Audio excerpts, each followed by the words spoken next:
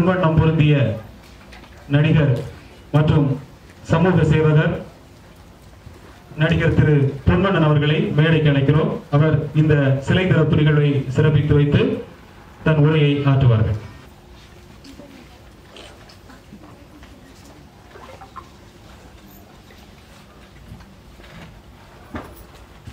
கவிஞர் சந்துரு அவர்களை மேடைக்கு அழைக்கிறோம்.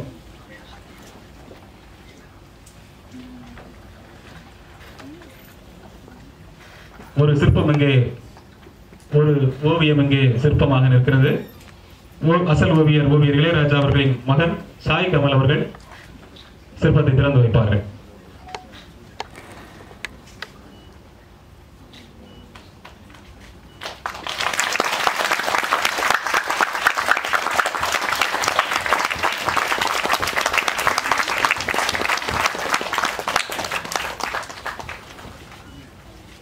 ஓவியர் இளையராஜா அவர்களின் மகள் அபிநயஸ்ரீ அவர்கள் அவருடைய உருவப்படத்தை திறந்து வைப்பார்.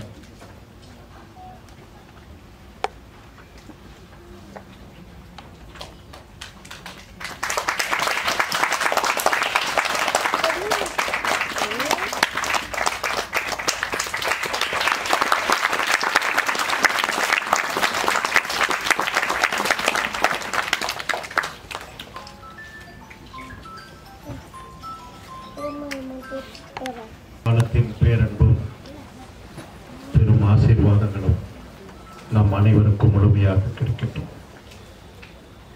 இந்த நிகழ்வில் கலந்து கொண்டிருக்கின்ற நண்பர்களுக்கும் இளையராஜா அவர்களுடைய குடும்பத்தினருக்கும் உறவினருக்கும் மாலை வணக்கங்கள். இளையராஜா என்னுடைய சிறுவயதில் நான் ஓவியம் வரைய கற்றுக்கொள்ளும் பொழுது ஒரு புகைப்படத்தையோ அல்லது ஒரு இயற்கை காட்சிகளையோ நேரடியாக உள்ளது உள்ளபடியே வரையும் போது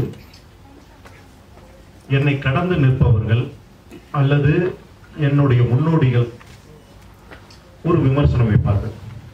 நீ வரைஞ்சு பழவதற்கு இது ஓகே, ஆனா இதுலயே நின்று போயிடாத. புகைப்படம் என்பது இன்று வந்து விட்டது. நீ இருக்கிற மாதிரியே வரையறதுக்கு எதுக்குப்பா ஓவியம்? அதை தாண்டி நீ யோசி அப்படின்னு எனக்கு ஒரு அறிவுரை சொல்லுவான். நான் திரைத்துறைக்கு வந்த பிறகு திரைத்துறையில் ஒரு ஓவியனாக, பேனர் ஆர்டிஸ்டாக நான் வந்து ஒரு சில வருடங்கள் வேலை செஞ்சேன். ஆர்ட்லேண்ட் அப்படிங்கிற ஒரு பெரிய கம்பெனியில். அப்போ திரைத்துறையில் வந்து மிகப்பெரிய ஓவிய கட் அவுட்ஸுகள்லாம் சென்னையில் வைப்பாங்க. அதெல்லாம் எனக்கு மிகப்பெரிய பிரமிப்பும் ஆச்சரியமும் இருக்கும். அது ஒரு நடிகரை அப்படியே வரைகிறது. அது சின்ன ஏரியாவில் இல்லை. பார்த்தீங்கன்னா மவுண்ட் ரோட்லாம் பெரிய கட் அவுட் இருக்கும். அது பெரிய பெரிய கட் அவுட்டையும் தனித்தனியாக பிரித்து கண்ணு ஒரு போர்டில் வரும், உதடு ஒரு போர்டில் வரும், உடைகள் நின்று டான்ஸ் ஆடுறதெல்லாம் வேற வேற போர்டில் வரும். அப்ப என்னன்னா இவ்வளவு இந்த மேடை அகலத்துக்கு ஹாட் போர்டு இருக்கும். அதுல வந்து சரி பண்ணி அதுல ஓவியங்கள் வரையும் போது இந்த மேடை சைஸுக்கு கண்ணு இருக்கும், இந்த மேடை சைஸுக்கு உதடு வரும். அப்போ இது எல்லாம் சேர்ந்தது ஒரு முகம். அதை இணைச்சு அங்க கட் அவுட் வைப்பாங்க. அப்போ ஒரு நடிகர் போல தெரியணும். அந்த நடிகர் திரையில பிம்பமாக இருக்காரு, ஆனா நேரடியாக அந்த நடிகர் அந்த தூரத்தில் அந்த உணர்வை தரணும். அப்ப கண்ணுக்கு வரைகிற கலர் கான்செப்ட் வந்து கீழே உதடுக்கும் கீழே இருக்கக்கூடிய முகத்தின் தாடைக்கும் அப்படியே அது யூனிஃபார்மா வரணும். ஆனா அது பிரிச்சு தான் நம்ம வேலை பார்ப்போம். வேலை பார்க்கும்போது அந்த வேலை சின்ன ஏரியாவில் நமக்கு கை கடக்கமா இல்லை. ஒரு கோடா போட்டு நின்று மேல நின்று இப்படி வரையணும், அதுக்கப்புறம் கீழே நின்று வரையணும், அப்புறம் தரையில இறங்கி வரையணும். என்னுடைய சீனியர்ஸ் சுந்தரமூர்த்தி அண்ணன், ராகவண்ணன், மாதவன் சார் இவங்க எல்லாம் அதை வரையும் போது கிட்ட இருந்து நான் பிரமிப்பாக பார்த்திருக்கேன். ரொம்ப ஆச்சரியப்பட்டு அப்படியே சிலையா நின்று இருக்கேன். அவங்களுக்கு பிரஷ் கழுவி கொடுக்கறதும், அவங்களுக்கு வந்து அந்த ஆயில் மிக்ஸ் பண்ணி கலர் மிக்ஸ் பண்ணி கொடுக்கறதும், அது முழுமையாக வந்து அதை கொண்டு போய் மவுண்ட் ரோட்ல இரவாக அந்த போர்டை ஏத்திட்டு நம்ம தூரத்தில் இருந்து பார்க்கும்போது ஒரு சிலிப்பும் ஒரு நிறைவும் வரும். அந்த நிறைவு எதுல வந்ததுன்னா உள்ளதை உள்ளபடியே பார்க்கும்போது சிவாஜி சார் மாதிரி இருப்பார், ரஜினி சார் மாதிரி இருப்பார். அதை விட அழகாக திரைப்படத்தில் பார்ப்பதை விட அழகாக ஓவியங்களாக அவர்கள் மாறும்போது வண்ணங்களில் அவர்களுடைய முகம், ஆக இந்த முகத்தை நாம் வரைஞ்சிருக்கோம் அப்படின்னு மவுண்ட் ரோட்டில் நின்று பார்க்கும்போது அடிக்கடி போய் வருவேன் நான். அந்த பிரமிப்பு, உண்மையே உண்மை போல் பார்க்கின்ற பிரமிப்பு இருக்கு இல்லையா, அதற்கு இணையானது வேற எதுவும் இல்லை.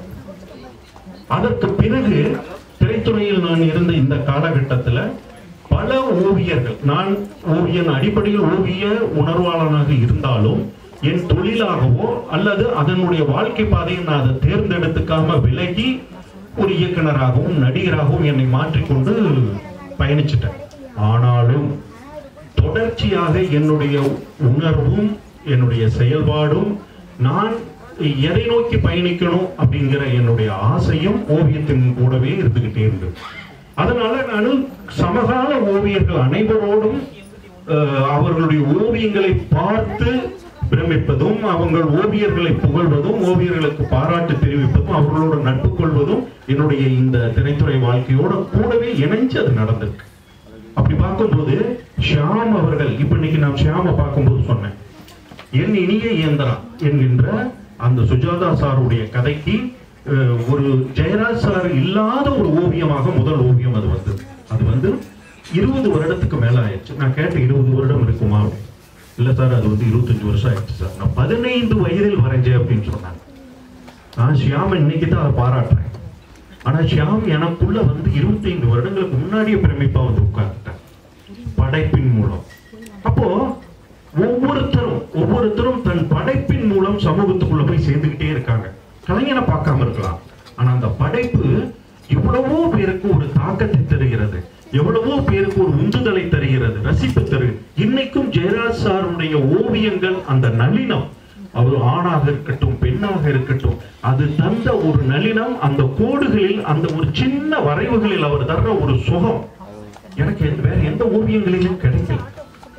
அப்படி பார்க்கும்போது இந்த சமகாலங்கள்ல பல ஓவியர்களுடன் பழகி இருந்தாலும் ஒவ்வொருத்தரும் ஒவ்வொரு விதமான அந்த கோடுகளையும் மன்னங்களையும் ஆளுகின்ற ஆளுமையை எடுத்துக்கிட்டு பயணிச்சிருந்தாலும் இளையராஜா அவர்களுடைய ஓவியம் என்னுடைய சிறு வயதில் நான் எதை நோக்கி பயணிச்சனோ, நான் தொழிலாக இங்க வந்து எதையெல்லாம் பிரமிச்சு நின்னனோ, அந்த உள்ளதை உள்ளபடி பார்க்கக்கூடிய அந்த தன்மை, அது இளையராஜா கிட்ட ஒரு 25 வருட காலகட்டத்தில் கிடைச்ச ஒரு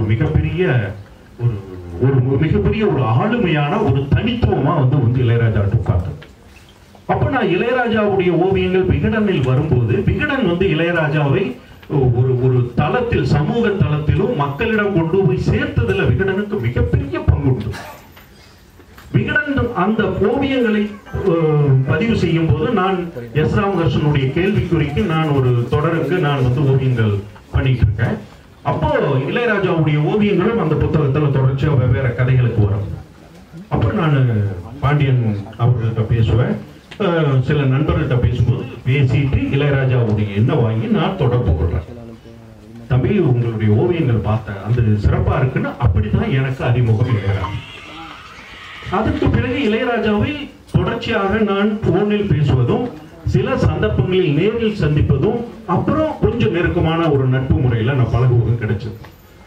ஆனால் ஆரம்ப காலத்தில் இளையராஜா தன்னுடைய அடையாளத்தை, சுயத்தை கண்டுபிடிச்சது இருக்கு இல்லையா, ஆரம்பத்தில் இளையராஜாவுக்கு ஒரு ஒரு இயல்பாக அந்த உள்ளதை உள்ளபடி வரைகின்ற ஒரு தன்மையை மட்டும் எடுத்துக்கிட்டாரே தவிர, அதற்குள் ஒரு நுணுக்கங்கள் வந்து தன்னுடைய அடையாளத்தை கண்டுபிடிச்ச பிறகு அழகாக அதை பிடிச்சிட்டு தன்னுடைய வாழ்க்கை, தன்னுடைய சூழல், தான் பிறந்த மண், அதை சுற்றி இருக்கக்கூடிய மரபு சார்ந்த அடையாளங்கள், அப்புறம் தன்னுடைய குடும்பத்தில் இருக்கிற உறவுகள், வாழ்க்கை சூழல், அது வந்து உடை, உணவு, இப்படி எல்லாத்தையும் ஒரு ஓவியத்துக்குள்ள எடுத்துக்கிட்டு வர்ற ஒரு மிக நுணுக்கமான ஒரு இடத்தை பிடிச்சுக்கிட்டு அதை வண்ணத்தில் கொண்டு வந்து, அதை இன்னைக்கு என்ன ஒண்ணு தேவைப்படுதுன்னா, மண் சட்டியில வந்து சமையல் பண்றது ஹோட்டல்ஸ்ல எல்லாம் இன்னைக்கு ரொம்ப ஃபேமஸா. காரணம் என்ன அப்படின்னா, மரபை நோக்கி நகர்வது. எல்லாருக்கும் அந்த மரபை நோக்கி நகர்ற ஒரு ஒரு இயல்பு இன்னைக்கு அது தேவையாக இருக்கு. ஓவியத்திலும் இளையராஜாவை எல்லாருக்கும் பிடிச்சு போனதுக்கும் இளையராஜா ஓவியங்களை எல்லாரும் கவனிக்க வச்சதுக்கும் மிக முக்கியமான காரணம், அது பார்த்த உடனே புரிகிறது, புரிந்த உடனே அது தன்னுடைய தொப்புள்குடி உறவுகள் போல மரபின் பல தலைமுறைக்கு அதுக்குள்ள இழுத்துட்டு போகும். அது பல பேருக்கு சொல்ல தெரியாது. ஆனால் உளவியலாக இளையராஜாவுடைய ஓவியங்கள் தமிழக பண்பாட்டை மீட்டெடுத்ததில் மிகப்பெரிய பங்களிப்பு இருக்கிறது. இன்னைக்கு ஐரோப்பியர்களுடைய ஓவியங்களை எடுக்கும்போது ஐரோப்பியாவில் இருக்கக்கூடிய ஓவியர்களுடைய பங்களிப்பு பார்த்தீங்கன்னா வரலாற்று சார்ந்த தொடர்புகளுடைய வரலாற்று நிகழ்வுகள் ஓவியங்களாக பல விஷயங்கள் இருக்கு. எனக்கு ரொம்ப பிடித்த ஓவியம் சாக்ரட்டிஸ் அவர்கள் ஒரு மரண தண்டனை கொடுக்கப்பட்டு விட்டார். ஏன் மரண தண்டனை கொடுத்தார்னா, இளைஞர்களை அனைவரையும் கூட்டி வச்சு அவர் தெருவுக்கு தெரு ஒரு புரட்சியை உண்டாக்குறார். அப்போ மரபர்கள் முன்னாடி இருந்தவர்கள் என்ன பண்றாங்க, சாக்ரட்டிஸ் கூப்பிட்டு கொண்டு போய் இவன் புரட்சியை விதைக்கிறான்ட்டு மன்னர்கிட்ட சொல்லிட்டாங்க. மன்னரெல்லாம் கூப்பிட்டு நிப்பாட்டிட்டு என்ன தண்டனை கொடுக்கலாம், ஜீசஸ் கொடுத்தது மாதிரி நீங்களே கொடுங்க அப்படிங்கிற மாதிரி அவங்க சொல்லிடுறாங்க. சொன்னோன்னு மக்கள் எல்லாம் சேர்ந்து சொல்றாங்க இவனுக்கு மரண தண்டனை, விஷம் கொடுத்து கொஞ்சம் கொஞ்சமா கொள்ளணும். சிறையில் அடைச்சாச்சு. சிறையில் அடைத்த பிறகு மரண தண்டனை நிறைவேற்ற நாள் உறவுகளில் மனைவி குழந்தைகள் எல்லாம் அந்த பக்கம் திரும்பி நின்று அழுதுகிட்டு இருக்காங்க. கூட நிற்கக்கூடிய உதவியாளர்கள் பிளஸ் அவர்களுடைய மாணவர் அந்த விஷத்தை கொடுத்து நிறைவேற்றக்கூடிய காவலர் இவங்க எல்லாம் நின்றுகிட்டு இருக்காங்க. சாக்ரட்டிஸ் உட்கார்ந்துட்டு வலது கையில் அந்த கிண்ணத்தை வாங்குறாங்க. திரும்பி எல்லாம் பார்க்கல, கை தன்னிச்சையாக அந்த கிண்ணத்தை வாங்குகிறது. இந்த பக்கம் லெப்ட்ல இப்படி உட்கார்ந்துகிட்டு இப்படி அந்த தத்துவத்தை சொல்லிக்கிட்டு இருக்காரு. ஏதோ ஒரு தத்துவம் பேசிக்கிட்டே இருக்கும்போது கிண்ணம் கொடுக்கப்படுகிறது. அந்த கிண்ணத்தை வலது கை வாங்குது, இடது கையில இருக்கிறதுல இந்த இடத்துல எதிரில் உட்கார்ந்து இருக்கிறவங்க கிட்ட அவர் தன்னுடைய கடைசியில தத்துவத்தை சொல்லிக்கிட்டே இருக்காரு. கூட அந்த தத்துவத்தை கேட்பவர்கள் கேட்கிற மனநிலையில கூட இல்லை. ஏன்னா இங்க விஷம் கொடுக்கப்படுது. அவர்கள் அனைவரும் இன்னும் கொஞ்ச நேரத்தில் அவர் இறந்து விடுவார் அப்படிங்கிற அந்த மனநிலையில தான் இருக்காங்க. அதுல ஒரு 10-15 பேர் இருப்பாங்க அந்த ஓவியத்துல. இவர் அப்படி நிமிர்ந்து உட்கார்ந்து இருப்பார். தளர்ச்சி எல்லாம் இல்ல, நிமிர்ந்து உட்கார்ந்து இருப்பார். ஒரு சிறை கூடம், கீழ்பகுதி பாதாள அறையில் ஒரு சிறை கூடம். இதை ஓவியமாக வரையப்பட்டது. அந்த ஓவியம் இன்றளவும் வரலாற்றினுடைய சம்பவங்களை நமக்கு அப்படியே அந்த உணர்வையும் அந்த நிகழ்வையும் மனநிலையும் பாடி லாங்குவேஜ்ல இருந்து அப்படியே பிரதிபலிக்கும். இது போல நூற்றுக்கணக்கான ஓவியங்கள் இன்றும் அங்கு யூரோப்பாவில் இன்னைக்கு ஒரு அடுத்தடுத்த தலைமுறைக்கு போற்றப்பட்டுக்கிட்டு இருக்கு. அது போன்ற காட்சி அமைப்புகள், அது போன்ற உளவியல் தாக்கங்களுடைய ஓவியங்கள்ல இளையராஜாவுடைய ஓவியங்களுக்குள் அது அழகாக பதிவாகி இருக்கு. சம்பவங்கள் இல்லாமல் இருக்கலாம், ஆனால் அந்த உணர்வும் அந்த ஓவிய தாக்கங்களும் இளையராஜா ஓவியங்களுக்குள் மறைந்து கிடக்கிறது.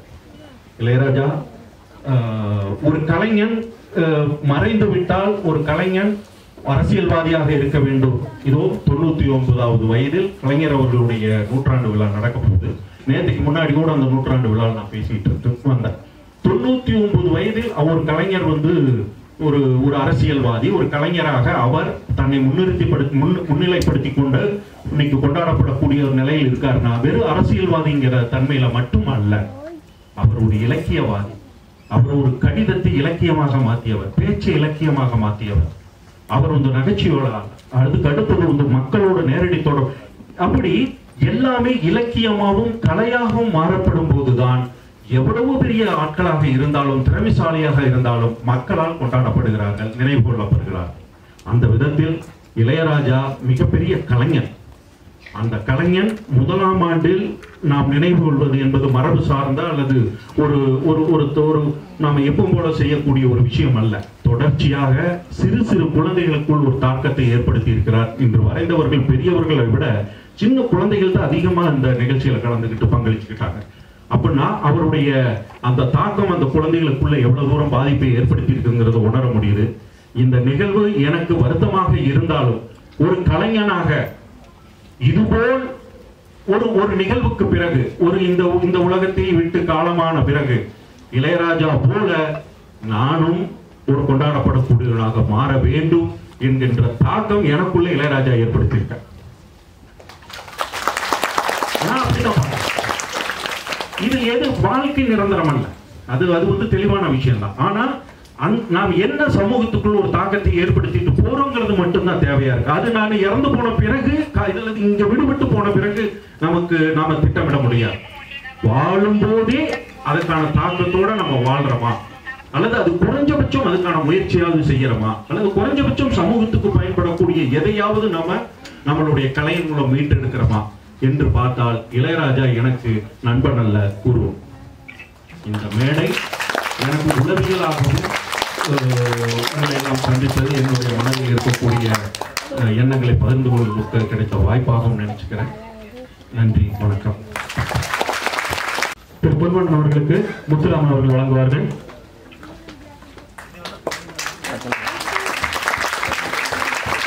தொடர்ந்து பேராசிரியர் பர்வீன் சுல்தா அவர்களுக்கு நினைவு பரிசை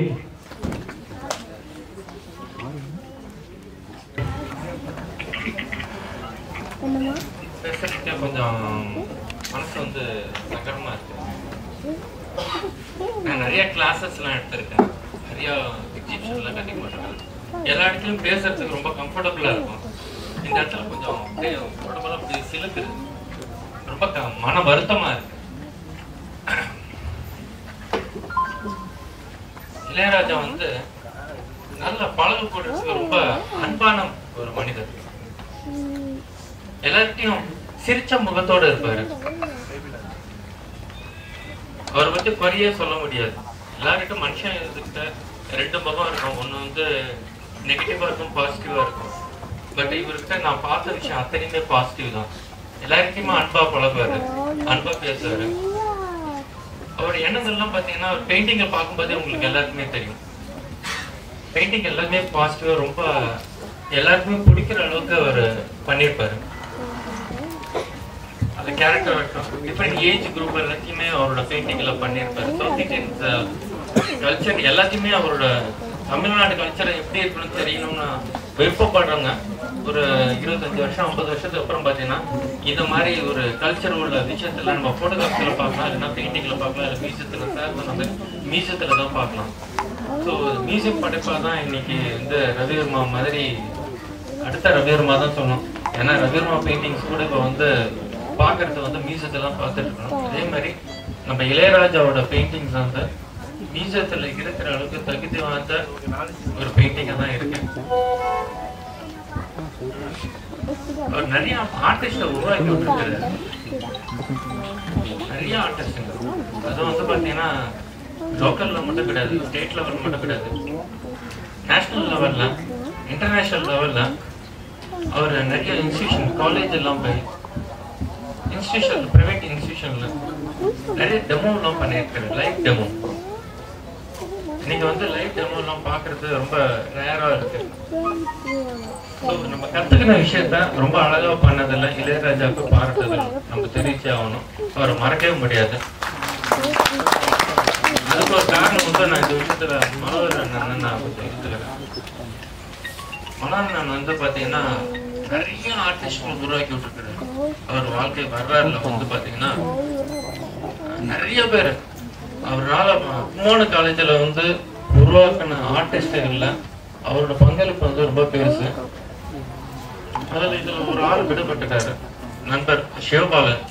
அவர் ஆக்சுவலா வரதா இருந்தது, வர வழியில அவரோட சின்ன ஒரு வர முடியாத சூழ்நிலைனால அவர் வரல. அவர் சார்பாக நான் சில விஷயங்களை ஷேர் பண்ணிக்கிறேன். இளையராஜாவுக்கு வந்து ஒரு மாஸ்டர் வந்து மனோரஞ்சன் மாதிரி, இன்னொருத்தர் வந்து சிவபாலனும். இவங்க எல்லாமே வந்து குரு சிஷ்ய இதை தாண்டி உறவு முறையில தான் எங்களுக்கு நல்ல நண்பர்கள் மட்டும் இல்ல. இளையராஜா வந்து நான் தம்பி மாதிரி எல்லாருக்கும் அன்பா பழக்கல, உறவு முறையோடு தான் பழக்கல. மனோரஞ்சன் கூட நான் வந்து இது வரைக்கும் நான் எனக்குமே சார் கூப்பிட்டாங்க ஞாபகமே இல்லை. அண்ணன் உறவு முறையில தான் நம்ம அவர்கிட்ட நிறைய விஷயம் கத்துட்டு இருந்திருக்கோம். அது மாதிரி அண்ணன் வந்து இளையராஜாவை நிறைய தான் பிள்ளை மாதிரி தான் அவர் பார்த்துட்டு இருந்திருக்கிறாரு. ரொம்ப சங்கடப்பட்டாரு அவர் அந்த சூழ்நிலையில. இன்னைக்கு வரைக்கும் லைஃப்ல வந்து ஒரு இழப்புல ஒரு பெரிய இழப்பா தான் இளையராஜாவுக்கு இருக்கும். அவருக்கு மட்டும் இல்ல, கலைசூரன் துறையை சேர்ந்த அத்தனை பேருக்குமே வந்து இளையராஜா வந்து மிகப்பெரிய இழப்பு. அவர் வந்து எல்லாருக்கும் ஒரு பாடமா இருந்திருக்கிறாரு. அவர் பெயிண்டிங் நிறைய பேர் நான் பார்த்திருக்கேன். தூர்தர்ஷன்ல எல்லா டிவி சேனல்லையும் பாத்தீங்கன்னா அவரோட பெயிண்டிங்ஸை எல்லாமே யூஸ் பண்ணுங்க. நெட்ல பாத்தீங்கன்னா சாதாரண ஜெராக்ஸ் கடை போனா கூட அவரோட பெயிண்டிங் வந்து இருக்கும். ஒரு கலர் பிரிண்ட் அவுட் நார்மல் சின்ன ஷாப்ல போனா கூட இருக்கும். அந்த அளவுக்கு அவரோட ஒர்க்ஸ் வந்து எல்லா இடத்துலையும் அவர் வந்து அதை எஸ்டாப்ளிஷ் பண்ணிருக்காங்க. அந்த அளவுக்கு கடுமையா உழைச்சிருக்கிறாரு. அப்புறம் ஆனந்த் விகடன் அவங்களுக்கும் நான் ரொம்ப தேங்க்ஸ் சொல்லிக்கிறேன். ஏன்னா அவங்க வந்து ஒரு ஆர்டிஸ்டுக்கு வந்து நல்ல சப்போர்ட்டிவா இருக்கிறது வந்து அவங்க ஒர்க்ஸை வந்து இம்ப்ளிமெண்ட் பண்ணி வெளியே கொண்டு வருது. அதுல வந்து கலைத்துறையில வந்து எல்லாருக்கும் கிடைக்கிறது இல்லை. அது வந்து அவங்க ரொம்ப நல்ல இளையராஜாவை நல்ல அழகா ப்ரொமோட் பண்ணி கொடுத்துருக்காங்க. இன்னைக்கு உலக அளவுல வந்து பிரபலமா வச்சது அது ஒரு முக்கிய காரணமும் கூட. ஸோ அவங்களுக்கு இந்த நேரத்துல நன்றி சொல்லிக்கிறேன். அடுத்தது இந்த ஃபங்க்ஷனை அரேஞ்ச் பண்ணி கொடுத்தவங்களுக்கு நான் ரொம்ப நன்றி சொல்லிக்கிறேன். உங்களை எல்லாரையுமே பார்க்கும்போது ரொம்ப சந்தோஷமா இருக்கு. ஒரு கலைஞருக்கு இவ்வளவு பெரிய மரியாதை நீங்க கொடுத்துருக்கீங்க. அது உங்களை எல்லாருக்கும் என்னோட நான் இந்த நேரத்தில் நன்றி சொல்லிக்கிறேன். இது ரொம்ப பெரிய விஷயம். அது கலை வளரணும், கலைஞரும் வளரணும். கலை மேல உள்ள ஆர்வம், கலையை பத்தி தெரிஞ்சுற நோக்கம் அது எல்லாருக்குமே இருக்கணும். ஸோ இளையராஜாவோட படைப்பு வந்து முழுமையான தகுதியான ஒரு படைப்பு. அதனாலதான் இத்தனை பேர் வந்து அவருக்காக மரியாதை கொடுத்துருக்கீங்க. இது உண்மையிலே வந்து இளையராஜாக்கு கிடைச்ச ஒரு மிகப்பெரிய ஒரு மரியாதை. அதை வந்து காலத்தால வந்து அழிக்கவே முடியாது. அந்த அளவுக்கு அவர் வந்து ரொம்ப கடுமையா முழுமையா அவரோட பணியை வந்து செஞ்சிருக்கிறாரு. அவரை பத்தி நிறைய சொல்லிட்டே போகலாம். மேடம் கூட சொன்னாங்க, நல்ல போல வந்து சீக்கிரமா தூங்கிடும்னு சொன்னாங்க. அவர் வந்து ஒரு 100 வயசுல செஞ்சு ஒருத்தர் வந்து பேர் வாங்குற விஷயத்த ரொம்ப ஷார்ட் டைம்ல செஞ்சுட்டு சீக்கிரமா போயிட்டாரு. அவர் பெரிய வந்து ரொம்ப பெரிய இழப்பு. நிறையா சொல்லலாம், எனக்கு பேசுறதுக்கு மட்டும் இல்லை. ஏன்னா நாங்கெல்லாம் ரொம்ப ரொம்ப க்ளோஸா இருந்திருக்கோம். நன்றி. ஓவியருடனான தனது நினைவுகளை நம்மோடு பகிர்ந்து கொண்ட ஓவியர் திரு ராமா சுரேஷ் அவர்களுக்கு நன்றி. தொடர்ந்து தானாக்காரன் திரைப்படத்தில் பாடல் எழுதிய பேனாக்காரர், திண்டிவனத்தில் மிகப்பெரிய அட்வொகேட்டாக இருந்து கவிஞராகவும் தன் பங்களிப்பை செய்து கொண்டிருக்கும் திரு சந்திர அவர்கள் இப்போது தன்னுடைய நினைவுகளை பகிர்ந்து கொள்வார். கடல் கடந்தும் தனது உன்னத படைப்பின் மூலம் உலகை அவர் பக்கம் இருக்கிற அருமை தோழர், அவருடைய நினைவேந்தல் நிகழ்ச்சியில் பங்கேற்றிருக்கிற அனைவருக்கும் வணக்கம்.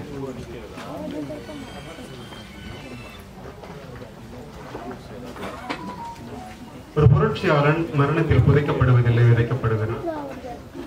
தன் எழுத்தாற்றால், தன் பேச்சாற்றால் இந்த சமூகத்தை நேசிக்கக்கூடிய, இந்த சமூகத்தை பிரதிபலிக்கக்கூடிய அது எந்த கலைஞனாக இருந்தாலும் அவன் மரணத்தில் புதைக்கப்படுவதில்லை, விதைக்கப்படுகிறான். அப்படி விதைக்கப்பட்டவராகத்தான் தோழர்களை பார்க்கிறேன். வறுமை ஒரு காரணம் அல்ல. தோழர் அவர்கள் எதை நோக்கி பயணித்தார் என்பதுதான் மிக முக்கியமானது. அவர் ஒரு சிறந்த கலைஞர் என்பது அவர் மனதில் என்னவாக நினைத்தாரோ அதுவாகத்தான். ஒருவருடைய எண்ணங்கள் தான் செயல்பாடுகள். விடாமுயற்சி, கடின உழைப்பதன் வெற்றியின் ரகசியம். விதி என்று சொல்லுகின்றவர்கள் விழி வேண்டாம் தடிய புதி என்பவனுக்கு சமமானவர்கள். உலக வரலாற்றில் ஒரு முறை திருப்பி பாருங்கள். வெற்றி பெற்றவர்கள் வாழ்க்கை சரித்திரத்தை ஒரு முறை என்று வாசித்து பாருங்கள். வெற்றிகளின் ரகசியம் கிட்டும் உங்களுக்கு என்று வரைந்து காட்டியவர் தான் தோழர்களே. ஓவியங்களில் 2 விதமாக இருக்கிறது. ஒன்று, ஒருவர் வரைந்த ஓவியங்களை பலர் பேசுவது. ஒருவர் வரைந்த ஓவியங்களை பேசும். அதற்கு ஒரு பார்வை வேண்டும். இளையராஜா அவர்கள் வரைந்த ஓவியங்கள் பேசுகிறது. அதற்கு ஒரு பார்வை வேண்டும். ஒரு காதலர்கள் இடையில் ஒரு பெண் ஒரு கல்லூரியில் இருப்பான். அவரோட கல்லூரி முடிஞ்சு போடலாம் இல்லை எங்களால் இருக்கு சொல்லிச்சு நம்ம பேசுனது இல்லை. 3 மணி தொடர்ச்சியா கூட இருப்பான். ஆனா எப்படி இருக்கு சொன்னா அவள் விழியில் ஒரு மொழி அங்கே ஊடுருகிறது. இருன்னு சொன்னான், அங்க ஒரு மொழி இருக்கிறது. அப்படி இந்த ஓவியத்தை பார்ப்பவனுக்கு அது ஏதோ ஒரு கருத்து சொல்கிறது. அதனுடைய உணர்வுகளை புரிந்து கொள்வதற்கு அந்த ஓவியத்தை நீ நேசிப்பவனாக இருந்தால் மட்டுமே அந்த ஓவியம் உனக்கு வாசிக்க வார்த்தைகள் கொடுக்கும். அப்படி வாசிக்க வார்த்தைகள் பக்கம் பக்கமாக கொடுத்த தோழர் இளையராஜா அவர்களே, ரொம்ப மனசு கணக்குது. என்றும் எங்களோடு உங்களோடு அனைவரோடும் இருக்கிறார். நன்றி. கவிஞர் சந்துரு அவர்களுக்கு நினைவு பரிசை தமிழ் மழுதம் சார்பில் திரு சுலைமான் பாசில் அவர்கள் வழங்குவார்கள்.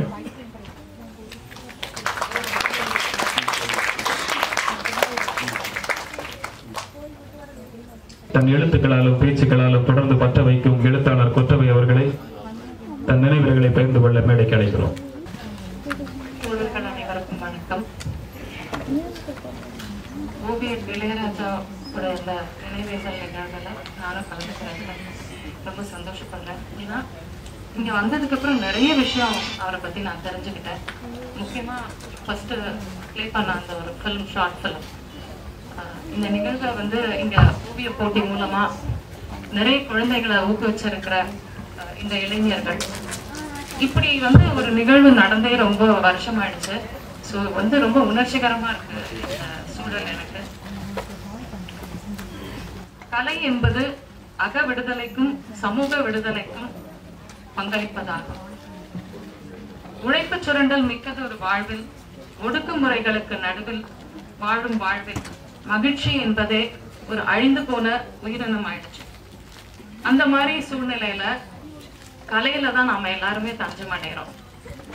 அப்ப இளையராஜாவினுடைய இந்த ஓவியங்களை பார்க்கும் பொழுது நம்ம எவ்வளோ மனசு கஷ்டத்துல இருந்தாலும் அது நம்மளை வந்து ரொம்ப சந்தோஷப்படுத்துற மாதிரியான ஒரு பெயிண்டிங்ஸா இருக்கு. அந்த முகம், அவர் வரைந்திருக்கிற அந்த பண்பாட்டு நிகழ்வுகள், இது எல்லாமே வந்து நம்ம துயரத்தை மறக்கடிச்சிட்டு நம்மளுக்கு ஒரு சந்தோஷத்தை கொடுக்கறது. ஸோ கலையினுடைய முக்கியமான ஒரு வேலை அதுதான். கலை என்பது காலத்தின் கண்ணாடி.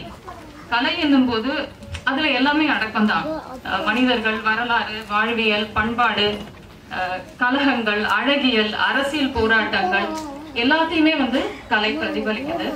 அதுல ஓவிய கலை என்பது அசையா தன்மையுடன் நம்மை அசைத்து பார்க்கும் ஒரு கொடைன்னு நான் நினைக்கிறேன்.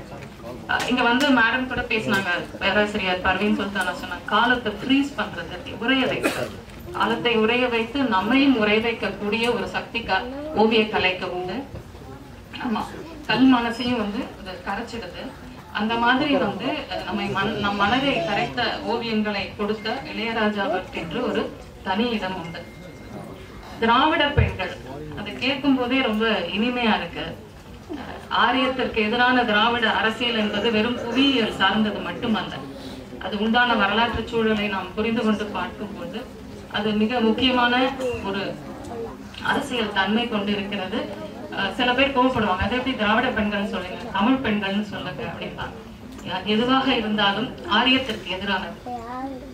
அதில் இந்த பெண்கள், இதில் இருந்த பெண்கள் முகம் வந்து ஒரு வெண்மையை உயர்த்தி பிடிக்கிற இடத்துல கருமையை, மாநிறத்தை உயர்த்தி பிடிக்குதுங்கிறது ரொம்ப முக்கியமான ஒரு விஷயம். இங்க வந்தப்புறம் தான் வந்து பிரியாவை எல்லாம் வந்து பார்த்தேன். பர்வீன் சுல்தான் நான் பேசும்போது எனக்கு அந்த முகத்தை நான் வந்து அந்த ஓவியங்கள்ல பொருத்தி பார்க்கிறேன். அவரோட, இளையராஜாவோட எனக்கு நிஜமே தனிப்பட்ட பழக்கம் இல்லை. ஆனா ஒரு ரசிகையா நான் இந்த நினைவேந்தல்ல கலந்துக்கிறேன். கண்காட்சியில அவரை பார்த்ததான் எனக்கு ஞாபகம். ஏன்னா எனக்கும் ஓவியத்துக்கும் தொடர்பு என்னன்னு பார்த்தா என்னுடைய மகளும் ஓவியர். அதனால நான் ரொம்ப நீண்ட காலம் வந்து ஓவியர்களோட பயணிக்கிற வாய்ப்பு எனக்கு கிடைச்சது. அதுவும் இளையராஜாவோட ஓவியம் மாதிரியே அவர் வந்து அந்த சிரித்த முகத்தோட அந்த ஓவியத்துக்கு முன்னாடி நிக்கிறது, அந்த வசீகரம், அந்த புன்னகை வந்து என்னன்னா எல்லா விதத்திலையும் நம்ம மனசை வந்து நிகழ்த்தி இருக்கிற ஒரு கலைஞனா இவர் இருக்கிறாரு. இது வந்து இந்த அகால மரணம்ங்கிறது வந்து ஏத்துக்கவே முடியாம தான் இருக்கு. ரொம்ப துயர் மிகுந்ததா இருக்கு. அதுவும் வந்து என்னை விட இளைய வயதில் அவர் மறைந்திருக்கிறார். எனக்கு வந்து அந்த குடும்பத்துக்கு எப்படி ஆறுதல் சொல்றதுன்னு தெரியல. ஆனா இளையராஜா தன்னுடைய கலையின் மூலமாக நிறைய சொந்தங்களை குடும்பங்களை வந்து உருவாக பெற்றிருக்கிறார். நாங்கெல்லாம் உங்களுக்கு இருக்கோம் அப்படின்னு நான் இதுல ஆழமா வந்து சொல்லிக்க விரும்புறேன். இளையராஜா வந்து வாட்டர் கலர், ஆயில் கலர், இன்னும் நிறைய மீடியத்துல வந்து வரையக்கூடியவர், ரொம்ப ஆற்றல் பெற்றவர் அப்படின்னு மனோகர் சார் அளித்திருந்த பேட்டியை நான் படிச்சேன். ஒரு வாட்டர் கலர் வரைகிறது ஒன்றும் அவ்வளோ ஈஸிலாம் இல்லை. எனக்கு பெருசா வந்து அதுல அறிவு இல்லைனாலும் பார்த்துருக்கிறேன். அது வந்து அப்படியே ஓடும் பொழுது அந்த எப்படி கண்ட்ரோல்டா வரையணும் அப்படிங்கிறதுக்கு ஒரு திறமை வேணும். ஸோ அவருடைய ஓவியங்களை பார்க்கும் பொழுதே நம்மளுக்கு தெரியும் அவர் எப்படி வந்து அந்த சூரிகையின் ஒரு மன்னனாக இருந்திருக்கிறார் அப்படிங்கிறது. அவருடைய பெயிண்டிங்ஸை பார்க்கும்போது எனக்கு தோன்ற விஷயம் என்னன்னா, ஒளியும் நிழலும் ஜோடி போட்டு கொண்டு இதமானது ஒரு காதல் ராகம் பாடுற மாதிரி எனக்கு இருக்கு. பாடலை கேட்டு நம்ம எல்லாம் வந்து மனம் மயங்கி மெய் மறந்து அப்படி வந்து ஒரு யதார்த்த உலகத்துக்கு வரும்போது ஒரு அவலமான சூழல் நம்மளை வேட்டையாடிட்டு இருக்கோம். யதார்த்த உலகம் அப்படிதான் இருக்கு, கலைதான் அதை மறக்கடிக்குது. அந்த மாதிரி வந்து இளையராஜாவுடைய ஓவியங்களை வரைஞ்சிட்டு கொஞ்சம் அப்படி வந்து பார்க்கும்போது அவரோட நம்மளோட இல்லைங்கிறது வந்து ரொம்ப ஒரு துயர் மிகுந்ததா இருக்கு. நம்ம அடுத்தவங்களுக்கு நல்லது செய்யறோமோ இல்லையோ, துன்பம் செய்யாம அடுத்தவர்களுக்கு வந்து இன்னல் கொடுக்காமல் வாழணும் அப்படிங்கிறது தான் ஒரு மனித தன்மை.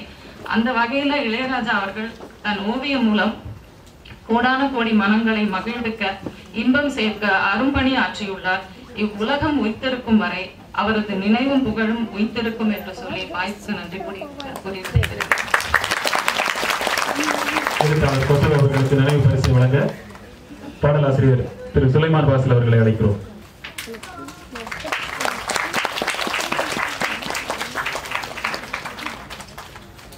இலை என்னும் கலை என்னும் இலை விரித்து ஓவியத்தால் உலகத்திற்கே பாத்தி வைத்த அசல் ஓவியங்களின் அரசர் ஓவியர் இளையராஜாவின் நினைவுகளை பகிர்ந்து கொள்ள அடுத்ததாக தாடி மீசை வளரும் முன்பே ஓவியத்தால் மாடி வீடு வாங்கியவர், எடை போட்டு பார்க்க முடியாத தன் திறமையை காட்டி ஓவியர் கோகுல் அவர்களின் கைகளால் குட்டி தராசு வாங்கியவர், வெற்றிகரமான தொழில்முறை ஓவியர் திரு ஷியாம் அவர்களை அழைக்கிறோம். இளையராஜா வந்து எனக்கு பாண்டியன் மூலமா தான், விகடன் பாண்டியன் மூலமா தான் அறிமுகமானாரு. அவர்கிட்ட தான் நம்பர் வாங்கி முதல் முறையா அவருடைய டிராயிங்ல இருக்கிற, நான் முதல்ல அவருடைய டிராயிங் ஒரு கவிதைக்காக பார்த்தேன். நான் வந்து எல்லாரும் இப்போ பெண்களை பத்தி பேசிட்டு இருக்காங்க, அதுல ஒரு தேங்காவை போட்டிருப்பாரு. அந்த தேங்காவை பார்த்து வியந்துட்டு தான் அவருக்கு நான் ஃபோன் பண்ணேன். இந்த தேங்காவை நீங்க வரைஞ்சீங்களா, வெட்டி ஒட்டினீங்களா அப்படின்னு தான் கேட்டேன். ஏன்னா அது பாதி காஞ்சிருக்கும், அதோடைய அந்த தன்மை வந்து நம்ம நிஜமான தேங்காயில கூட அந்த அளவுக்கு பார்க்க மாட்டோம். ஓவியம்னா ரொம்ப நுணுக்கமா நம்ம பார்ப்போம். அந்த மாதிரி ஒரு விஷயம் ரொம்ப நேரம் நான் பார்த்து நக்கீரன் கோபால் கிட்ட சொல்லிட்டு இருந்தேன். அவர் அதை நம்பவே இல்லை. ரொம்ப நேரமா இல்ல தம்பி இது வெட்டிதான் ஒட்டியிருக்காங்க. நான் எனக்கும் அவருக்கு ரொம்ப நேரம் ஆர்கியூமெண்ட் நடந்தது. இல்ல சார் இது வரைஞ்சதுதான். நாங்க அந்த பெண் வரைஞ்சதை விட்டுட்டேன். எனக்கு அந்த தேங்காய் வரைஞ்சது ரொம்ப வியப்பா இருந்தது. உடனே நம்பர் வாங்கி ராஜாட்ட பேசினேன். கிட்டத்தட்ட 3 வருஷம் நாங்க போன்ல தான் பேசிட்டு இருந்தோம், பார்க்கவே இல்லை. அதே பாண்டியனுடைய பையன் கல்யாணத்துல தான் நான் இளையராஜாவை சந்திச்சேன். அந்த சந்திப்பு கூட நானும் ஓவியர் மாசே கூட பேசிட்டு இருக்கும்போது பின்னாடி கூடி வந்து என்னை வந்து கட்டி பிடிச்சிட்டு அப்படியே கையை இறுக்கி வச்சுட்டாப்புல. யாருன்னு சொன்னா இப்படி தலைய, அதாவது அந்த 3 வருஷத்துல நாங்க எவ்வளவு ஃப்ரெண்ட்லி ஆயிட்டோன்றதுக்கு இது ஒரு சாட்சி மாதிரி இருந்தது எனக்கு. அதாவது விட்டுட்டு இப்படி பார்த்தா அப்படி போகலாம்ல, அப்படி பார்த்தா எனக்கு ஒரு குழந்தை ஃபீலிங் ஆகி போச்சு. இன்னொன்று, சாதாரண ஆட்கள் வந்து கை கொடுத்து பேசும்போது ஒரு ஃபீலிங் இருக்காது. ஒரு கலைஞர் இன்னொரு கலைஞர்கிட்ட பேசும்போது கை கொடுத்தோ இல்லை ஹக் பண்ணியோ பேசும்போது அது ஏதோ ஒரு உணர்வை ஏற்படும். அந்த உணர்வு எனக்கு அப்படி ஏற்பட்டுச்சு. அந்த நேரத்துல நான் வந்து ராஜாவை வந்து அப்படியே கட்டிப்பிடிச்சே பேசிட்டு இருந்தேன். ஒரே ஒரு முறை தான் நான் பார்த்தேன். அதுக்கப்புறம் வந்து ரொம்ப நாளா வந்து பேசிக்கிட்டே இருந்தோம். திடீர்னு வந்து இந்த கொரோனா பீரியட்ல, கொரோனாவுக்கு முன்னாடி எனக்கும் அவருக்கும் ஒரு ஆஃபர் வந்தது. யூஎஸ்ல இருந்து ஒரு ஸ்டோரி போர்டு, ஒரு இங்கிலீஷ், அதாவது தமிழ் படம், விஷ்ணு துளசின்னு எடுத்தவங்க மறுபடியும் இன்னொரு தமிழ் படம் எடுக்கிறாங்க. ஒரு பிராமின் சப்ஜெக்ட் மாதிரி எடுக்கிறாங்க. அதுக்கு நீங்களும் இளையராஜாவும் வந்து படம் போட்டு தரணும் அப்படின்னு பேசிட்டு இருந்தாங்க.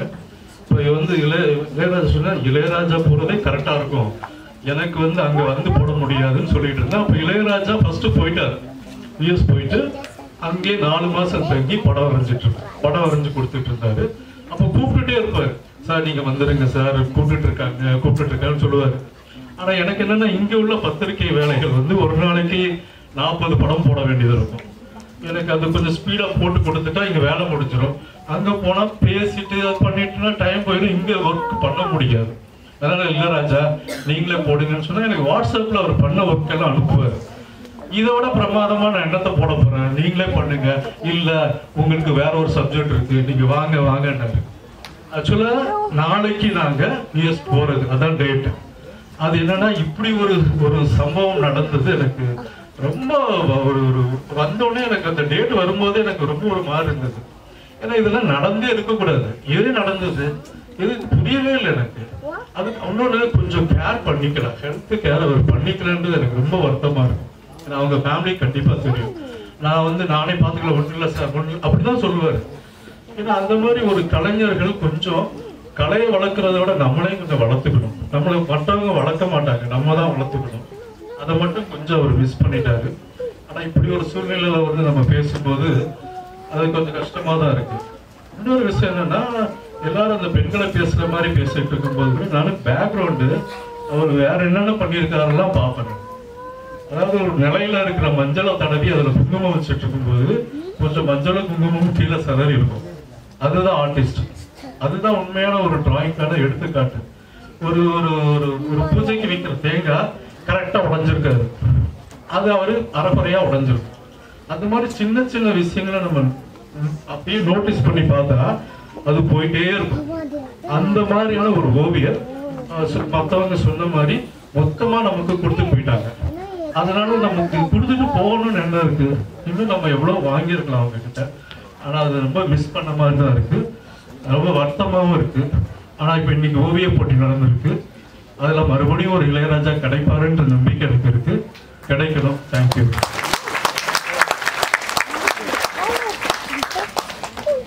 ஓவியர் திரு ஷியாம் அவர்களுக்கு நினைவு பரிசை வழங்க திரு முத்துராமன் அவர்களை அன்பாக அழைக்கிறோம்.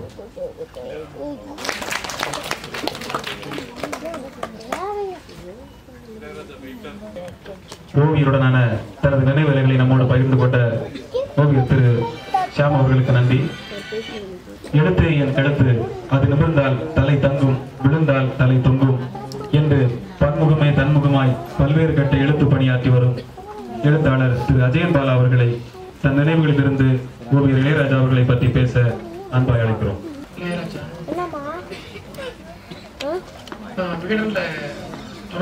அடிக்கடி ஓவியங்கள் பார்ப்போம். பல சமயங்கள்ல ஓவியங்கள் ரொம்ப வியப்பூட்டுதலா இருக்கும். அவரோட நம்ம பேசணும், அந்த ஓவியங்கள் பத்தி உரையாடணும்.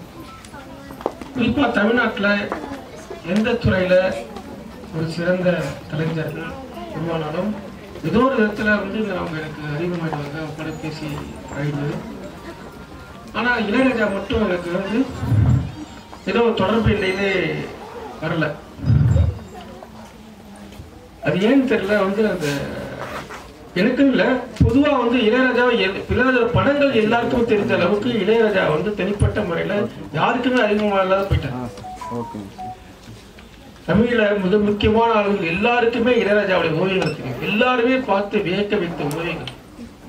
யாருமே ஒரு நிமிடம் பார்த்தா சட்டுன்னு அந்த ஓவியங்களை கடந்து போயிட முடியாது. ஏதோ ஒரு அம்சம் அந்த ஓவியங்களை பார்க்க அப்படி ஒரு மிக மிக நுண்மையான ஒரு மிக மிக புலமையான ஒரு ஓவியர். அப்படிப்பட்ட ஒரு ஓவியர் பொதுவெளியில எல்லோரோடும் ஒரு அறிமுகமாக போனது ஒரு பெரிய ஆச்சரியமான இழப்பு தான். எனக்கு அந்த ஒரு இறப்பு அப்பதான் எனக்கு பெரிய அதிர்ச்சியா இருந்துச்சு. சின்ன வயசுல எழுதுக்காரு நம்ம தெரியாமே போயிட்டோமே அப்படின்னு பெரிய வேற நினைச்சு. அதுக்கப்புறம் உடனே முகநூல்ல அவரை பத்தி, அவரோட ஓவியங்களை பத்தி நான் ஒரு பெரிய நீளமான ஒரு போஸ்டிங் போட்டேன். பொதுவாக ஓவியர்கள் தமிழ்நாட்டில் பாத்தீங்கன்னா ஒரு பக்கம் நவீன ஓவியர்கள் இருப்பாங்க, இன்னொரு பக்கம்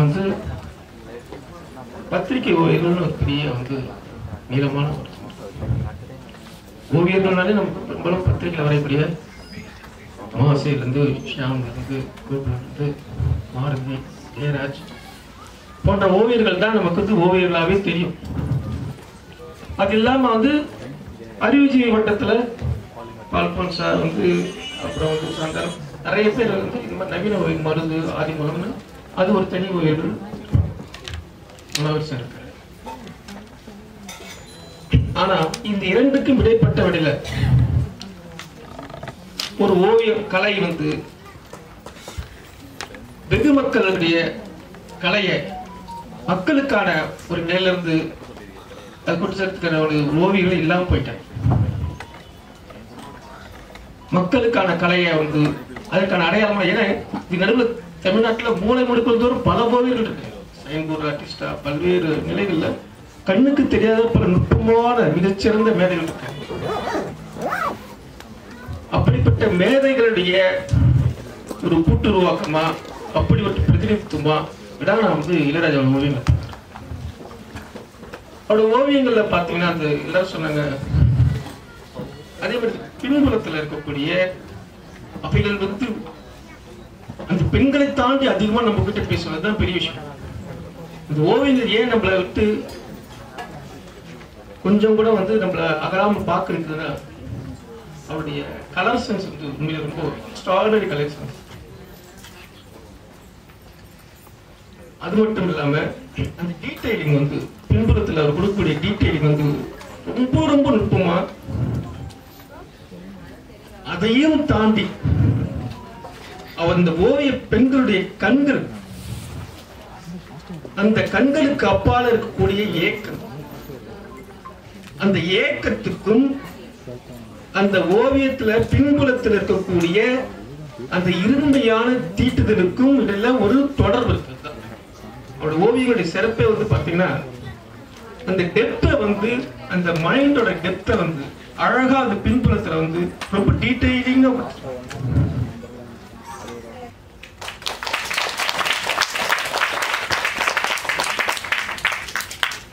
இளையராஜா அவர்களின் நீண்ட காலம் நெருங்கிய நண்பராக விளங்கியவர். ஓவியர் குறித்த தனது பதிவுகளை இந்த அவையில் வைக்குமாறு அண்ணன் மைன் கோபி அவர்களை அன்பாய் அழைக்கிறோம். எனக்கு ஓவியத்துக்கு சம்மந்தமே இல்லைங்க. எனக்கு சுட்டு போட்டாலும் வரைய வராது. எனக்கு கலர் சென்ஸும் தெரியாது பெருசா. எனக்கு பேசவே தெரியாது. முதல்ல மேடையில தமிழர் அதிகத்துவம் அப்படிதான். ஆள் பாதி ஆடை பாதி சொல்லுவாங்க. ஆள் பாதி இருக்கும், ஆடை பாதி இருக்கும். இந்த ஆடையை நல்லா போட்டுக்கணும் வந்து அந்த பிளாக் ஷர்ட் போட்டு வந்திருக்கேன். கருப்பு எப்போதும் அழகா இருக்கும் இல்லையா? அதனால ஏதோ சோகத்திலேயே உட்காந்துருக்கீங்க எல்லாருமே. இளையராஜா எங்கேயும் போல இங்கதான் இருக்கான். அவன் இல்லை என்பது கடை இருக்கிறான். அதனால எனக்கு வருத்தம் எங்களுக்கு கிடையாது. இல்லைன்னா தான் வருத்தம் இருக்கும். நான் வரும்போது நினைச்சிட்டு வந்து அழுதுடக்கூடாது, மேலே அழுதுடக்கூடாது அப்படின்னு நிறைய நினைச்சிட்டு வந்திருக்கேன்.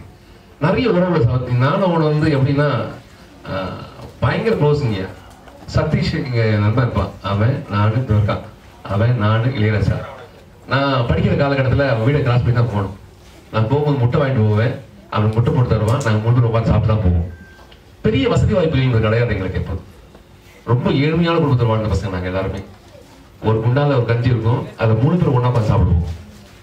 எல்லாருக்கிட்டையும் ஒரே ஒரு எண்ணம் ஒன்று தான், ஜெயிச்சு மச்சான், சூப்பராக மச்சான், வாழணும், நல்லா வாழணும், நல்லா வாழணும், நல்லா வாழ வைக்கணும். எல்லாருமே அவங்களோட எண்ணம் எப்போதுமே பெருசா இருக்கும்.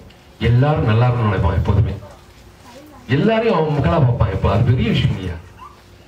அகத்தியர் மாதிரிதான் அவன், திருக்குறள் மாதிரி. அப்படி எல்லாத்துக்கும் எடுத்துக்காட்டு இளையராஜா அப்படி சொல்லுவேன். அவன் எப்போதும் சிரிச்சுக்கிட்டே இருப்பான். யாரையும் அழ வச்சு பார்த்ததே கிடையாது. எல்லாரும் சந்தோஷமா பார்த்துருக்கான். அவனை பத்தி சொல்லணும்னா அவனை சொல்லிக்கிட்டே இருக்கலாம். அந்த வீட்டுக்குள்ள நான் எப்ப போனாலும் என் தங்கச்சி பிரியா உட்காந்துருக்காங்க. ஆனா வேணா என்ன சாப்பிட்றேன்? எனக்கு இல்லை, சாப்பிட்டு வந்தேன். சிக்கன் செஞ்சுக்கிறேன், சாப்பிட்டு போயிடுனேன். முட்டை செய்கிறேன்னா சாப்பிட்டு போயிடுனேன். என்னை இது வரைக்கும் சாப்பிடாம அமைச்சதே கிடையாது. அந்த குடும்பம் என் குடும்பமா தான் இருக்கும் எப்போதுமே. அது காரணம் என்ன அப்படின்னா அவனுடைய வளர்ப்பு அவ்வளவு அழகா இருந்து. சாய் தங்கம் அவன் பிள்ளை அபி 2 பேரும் வந்து என் கூட பிறக்கல அவ்வளவுதான். என் வீட்டுல பிறக்கல அவ்வளவுதான். என் பிள்ளையும் அவன் பிள்ளையும் ஒன்னா இருப்பாங்க எப்போதுமே. பர்த்டே அப்படி அவங்க பிறந்த நாள் அப்படின்னா 2 பேரும் ஒன்னா துணி எடுப்பான். 2 பேரும் ஒன்னா கேக் வெட்டுவான். 2 பேரும் ஒன்னா தான் இருப்பாங்க எப்போதுமே. இன்னி வரைக்கும் அப்படிதான் நடந்துச்சு. இதுக்கப்புறம் அப்படிதான் நடக்கும். இதெல்லாம் ஏன் சொல்றேன் அப்படின்னா, இளையராஜா பத்தி நிறைய பேர் ஓவியரா பார்த்திருப்பீங்க, ஒரு மனுஷனை யாரும் பார்த்திருக்கவே மாட்டீங்க, ஒரு நல்ல உள்ளமா பார்த்திருக்கவே மாட்டீங்க.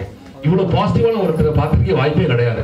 இது வரைக்கும் அவன் யாரையும் கோச்சுக்கிறதே கிடையாது, திட்டுறதும் கிடையாது, எல்லாரையும் வாழ்த்துட்டு தான் இருக்கான். நான் போய் வீட்டுல சொல்லுவேன், என்ன முறை கத்திட்டு இருக்காடாங்க, விடுமாம்மா அப்படிதான் மாமா, வீட்டுல அப்படிதான் இருப்பாங்க, ஏன் கோச்சுக்கிறேன் வா. அவங்க உடனே போன் பண்ணி பேசுவான், என்னம்மா ஏதோ சண்டை போட்டு வேண்டாமே அப்படின்னு. எனக்கு அவங்க சால்வ் பண்ணி கொடுப்பான் அந்த விஷயத்த. ரொம்ப பெரிய விஷயத்தையும் சின்னதா இருந்துப்பான், ரொம்ப அழகா பார்த்துப்பான். என்னை விளையாட வச்சிருக்கான், ஷெட்டில் விளையாட போவோம் நாங்க எல்லாருமே.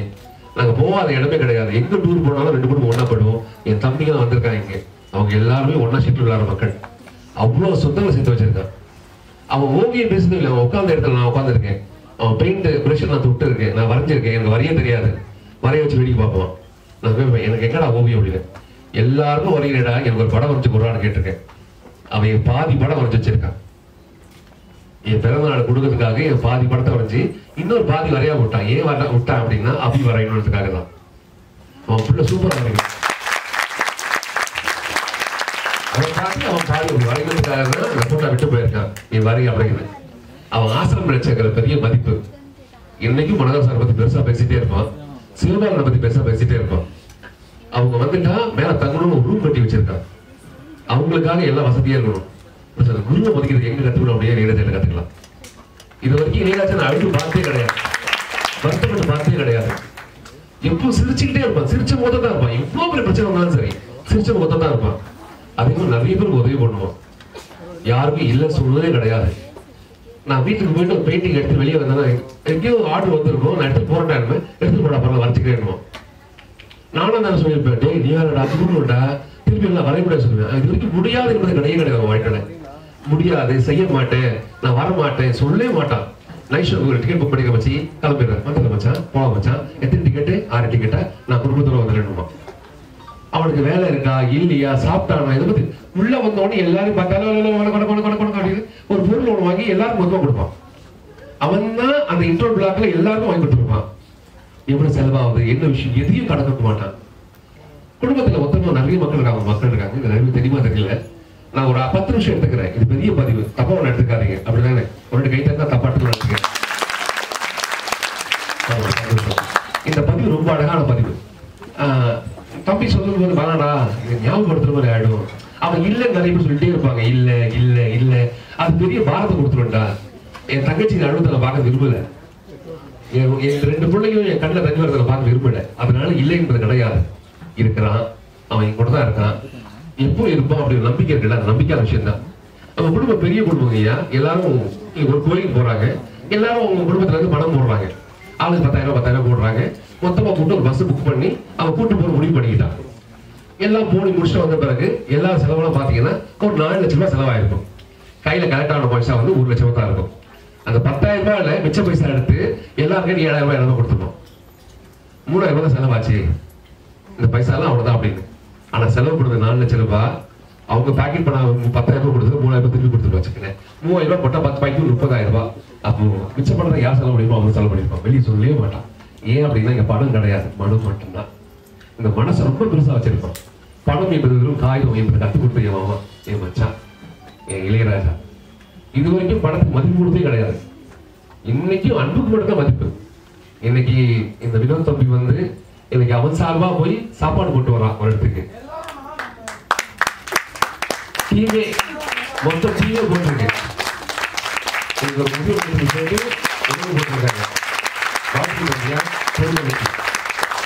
அவங்களோட வாழ்த்துக்கள் எல்லாமே இந்த குடும்பத்தை சாரும். தம்பி மட்டும் இல்ல, இன்னொன்னு ஹரி தம்பி ஒருத்தர் வந்து இன்னைக்கு அவங்க ஒருத்தர் சாப்பாடு போட்டிருக்காங்க. இந்த காரணம் என்னன்னா, அவன் வாழ்ந்த வாழ்க்கை எல்லாரும் நல்லா இருக்கணும், எல்லாரும் பசியில்லாம இருக்கணும் அப்படின்னு பெரிய எண்ணம் அவனுக்கு. அவன் ஓவியங்கள் 1000 சொல்லுங்க ஐயா. எனக்கு ஒரு வீடு கட்டியிருப்பான், அந்த வீட்டுக்குள்ள வந்து உள்ள போகும்போதே நான் வரலாமா வேண்டாம் யோசிச்சே வருவேன். தங்கச்சி வந்தோடனே அண்ணா வந்துட்டேன் என்ன வாங்க, நான் இங்கே அழுகிடக்கூடாது, அவளை பாரப்படுத்திக்க கூடாதுக்காக ஒரு போலியான சிரிப்பு போலியான விஷயத்தை உள்ள கொண்டு போயிட்டு வா தங்கச்சி நல்லா இருக்கியா. அப்புறம் நான் பயங்கர ஜாலிங்கய்யா, பார்க்கதான் பொறுக்கி தெரிவேன், ரொம்ப ஜாலி. நான் என்ன மாதிரி யாருமே அட்டடிக்க முடியாது, அப்படித்தான் அட்டடிப்பேன் நானும் அவனும். ஆனா யார் மனசு புண்படுத்த பேசிட மாட்டோம். நான் வீட்டுக்குள்ள போசல் அப்படிதான், நான் இன்னைக்கு உங்களுக்கு போசல் இல்ல மாமா வர மாமா அப்படின்னு சொல்லிட்டு தான் போவான். கிளாஸ் பண்ணி போகும்போது என் பிள்ளைக்கு கையெழுத்து கூடுவான், அப்ப வரேன்பா அப்படின்னு. ஏன் அப்படின்னா அவன் இருக்கிறான், அந்த நம்பிக்கை எனக்கு எப்போதுமே இருக்கணும், அந்த நம்பிக்கை எப்போதும் இருக்கணும். இன்னைக்கு இன்னைக்கு தங்கச்சி பெரிய ஓவியரா ஆயிடுவா, அபி பெரிய ஓவியர் ஆயிடுவான். இன்னைக்கு நேஷனல் ரெக்கார்ட் வின்னர் அவன் சாய், பெரிய நடிகர். அவன் நடிக்கிறதா நீங்க பாத்தீங்கன்னா நடிப்பா தம்பி, நேஷனல் லெவல் அவார்டு வாங்கியிருக்கான் தம்பி. அவனுக்கு சரியா பெரிய வாழ்க்கை கொடுத்து நடிப்பாங்க. சினிமா வாங்கிக்கிறது அவனுக்கு காரணம் இளையராஜா பெரிய காரணம். வாழ்க்கை உட்காந்துக்கணும். என் ஸ்டுடியோக்குள்ள வர சொல்லவே எங்க சொல்லிட்டு அபி ஒரு டேடா பாத்துக்கடா, சாமி கட்டா பாத்துக்க போறேன் அப்படின்னு. எங்கேயாவது போனாலும் இந்த ஸ்டுடியோ விடுமுறை வச்சிருப்பான். அது காரணம் அவனோட எண்ணம், ரொம்ப அழகான எண்ணம். இந்த பதிவு ரொம்ப அழகான பதிவு. அதனால இந்த குடும்பத்துக்கு என்ன செய்ய போறீங்க? அவன் எங்கேயுமே எப்பவுமே அவனுக்காக கேட்டதே கிடையாது. அவன் கேட்கவே மாட்டான். என்ன செஞ்சிடுறா, பண்ணிடுறா, நான் பைசா கொடுத்துறேன்டா, எந்த வார்த்தை பைசா கொடுறா அப்படி இது வரைக்கும் கேட்டதே கிடையாது. நானும் அவனும் நான் கல்லூரியில இருந்து ஆரம்பிச்சு இது வரைக்கும் வச்சுங்களேன், இது வரைக்கும் என்கிட்ட 10 காசு வாங்குறதே கிடையாது ஐயா. அவன் தான் செலவு பண்ணியிருக்கான். அப்ப இந்த குடும்பத்துக்கு நம்ம என்ன செய்ய போறோம்? நிறைய பேர் யோசிக்கிறோம், ஏதாவது செய்யணும், என்ன செய்ய போறோம்? அதை நீங்களே முடிவு பண்ணிக்கீங்க. எக்காரணத்து கொண்டும் நான் என் தங்கையோ என் பிள்ளைகளோ இங்க நிறுத்தக்கூடாது, செய்யுங்க அப்படி கேட்டக்கூடாது. அதை சொல்லாம செய்யறதா பெரிய விஷயம். இப்ப செஞ்சிடுங்க. அப்ப செய்யறதுக்கு ஆயத்தப்படிக்கீங்க. யாரெல்லாம் இளையராஜா ரொம்ப பிடிக்குமோ அவங்கள பெருசா செய்யுங்க. இந்த குடும்பத்துக்கு அவன் இல்லை என்பதை மறக்கடிங்க. அப்ப உங்களால முடிய விஷயத்த அழகா செஞ்சுட்டு போயிடுங்க. அது பண உதவியா இருக்கணும் அவசியமே கிடையாது.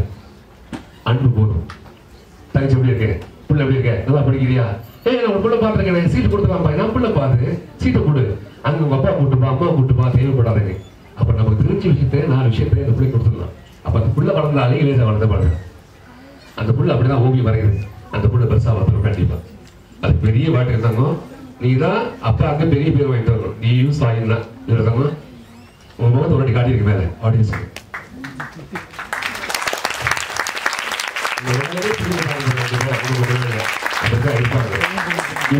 கண்டிப்பா இருப்பாங்க.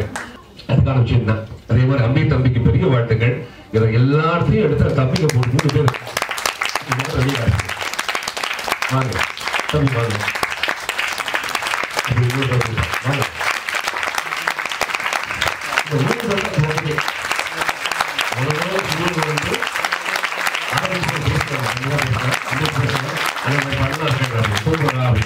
அப்புறம் இவ்வளவு செலவாகும், இவ்வளவு விஷயம் நடக்கும் போது என்னென்னதான் பார்த்துக்கலாம் அப்படி முடிவு பண்ணோம். 10 பைசா கிடையாது கையில. அவன் ஆரம்பிக்கும் போது இப்ப இருக்கா கூட தெரியாது. இவ்வளவு செலவை தாண்டி நேர செலவு நிறைய. இவன் நல்லா பண்ணணும், அதுக்காக செலவடைச்சு, அதுக்காக போட்டோ வரைஞ்சு நிறைய பேர் வேலை பார்த்துருக்காங்க. தம்பிமார்கள் எல்லாரும் இருக்காங்க. அவங்களுக்கு பெரிய வாழ்த்துக்கள். இந்த தம்பிக்கு 3 பேரும் பெரிய வாழ்த்துக்கள், பெரிய வாழ்த்துக்கள். வாங்க மோகன். மோகனும் பெரிய வாழ்த்துக்கள். இந்த டீம் யாரெல்லாம் இருக்கீங்க மேல முன்னாடி இருக்கீங்க, நல்ல தொகுப்பாளர் வாழ்த்துக்கள் தம்பி அவங்களுக்கும். இது வந்து இந்த பதிவு ரொம்ப அழகான பதிவுங்க. இந்த பதிவு தீர்ப்பு கிடைக்காது. இது அதனாலதான் பதிவு பண்ணதுக்காக எல்லாரையும் கூப்பிட்டோம். அவன் ஏறாத வாசல் கிடையாது, எல்லா வாசலும் ஏறிடலாம் நம்பி. பார்க்காத மக்கள் கிடையாது, எல்லாரும் வரணும்னு ஆசைப்பட்டாங்க. காலத்துக்கு கட்டாயம் வர முடியாம போச்சு. அதனால பரவாயில்ல, அதுக்கு வருத்தமும் கிடையாது. சதீஷ் வந்து இன்னைக்கு ஹைதராபாத்ல இருந்து வந்திருக்கான். அவனுடைய பதிவு கொடுக்கணும் அப்படின்னு மறக்காம பதிவு வாங்கிக்க. அவன் கூட ஒட்டி உறவான ஒரு உறவு அது. நானும் அவெல்லாம் 3 பேரும் ஒன்னா உட்காந்துருக்கோம், ஒன்னா இருந்திருக்கோம். இளையராஜா பத்தி எனக்கு 1000 விஷயம் தெரியும், நிறைய விஷயம் தெரியும். அவ்வளவு விஷயம் பேசலாம் இல்லையா. கட் பண்ணாரு. திருப்பி நான் டாக்டர் பேசுறேன், எப்படி டாக்டர் ஓகே அப்படின்னு. இல்ல இன்னைக்கு ஹாஸ்பிட்டல் அட்மிட் பண்ணிருக்கேன். மறுநாள் ஃப்ரைடே அன்னைக்கு சாட்டர்டே சண்டே, அதுக்கப்புறமா ஃப்ரைடே அன்னைக்கு சொல்றேன் நாளைக்கு போய் சேர்த்தலாம் அப்படின்னு. நான் சொல்றேன் போய் சேர்ந்து நல்லா வாடா ஹாஸ்பிட்டல் போலான்றேன். மாமா ஒன்றும் இல்லை, டாக்டர் பார்த்துட்டு ஊசி போட்டு சரியாயிடும், இன்னைக்கு ஒரு நாள் விட்டுட்டு நாளைக்கு போய்க்கலாம் அப்படின்னு. நாளைக்கு கால் நான் ஃபோன் அடிக்கிறேன், ஃபோன் எடுக்கல. தங்கச்சிமா ஃபோன் அடிக்கிறேன், தங்கச்சிமா உடம்பு சரியில்லை, அவளும் ஃபோன் எடுக்கல. ட்ரை பண்ணிட்டே இருக்கும். மதியம் ஒரு 1 மணிக்கு தங்கச்சியோட ஒரு சொந்த ஒருத்தர் இருந்தாங்க, அவங்க ஃபோன் பண்ணி எடுத்தாங்க. எப்படி இருக்கா அப்படின்னு கேட்டேன். நல்லா இருக்கா, ஒன்றும் பிரச்சனை இல்லை, மானிட்டர் பண்ணியிருக்கோம், பல்ஸ் ரேட் கரெக்டாக இருக்கா அப்படின்னாங்க. சரி நல்லா இருக்கான்னு வச்சுட்டு யூனிக் ஃபோன் பண்ணாலும் எடுக்கல. தங்கச்சி யூனிக் மேலே ஃபோன் பண்ணுறான். எடுத்தோட ரொம்ப ட்ரோஸியா பேசலாம். என்ன தங்க எப்படி இருக்கான் சரி அண்ணா, ஒரு எழுதுக்கவே இல்லை, நான் படுத்துட்டே இருக்காரு அப்படின்னு. அன்னைக்கு நைட்டு ஆரம்பிச்சு ஹாஸ்பிட்டல் கொண்டு போறதுக்குள்ள 40% போச்சு. ஐசியூல கொண்டு போயிட்டு திருப்பி ஹாஸ்பிட்டல் சேர்த்து வந்துருவான், நல்லா வந்துருவான், ஒரு பெரிய நம்பிக்கையோடு வாழ்த்துட்டாங்க எல்லாருமே. அந்த நொடி ரொம்ப மோசமான நொடி. அப்போ மதம் தான் உள்ள போய் பாக்குறேன், அண்ணா ரொம்ப கஷ்டப்படுறாங்க அண்ணா அப்படின்னு. எங்க நிறைய பேர் உள்ள அனுப்பல.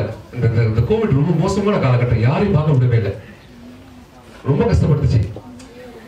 அவன் வெளியே வரும்போது நான் பார்த்திருக்கேன், அவனை பார்த்தேன் நானு. அவன் வெளியே போட்டு போது மூக்கில் ரத்தம் பார்த்தேன்.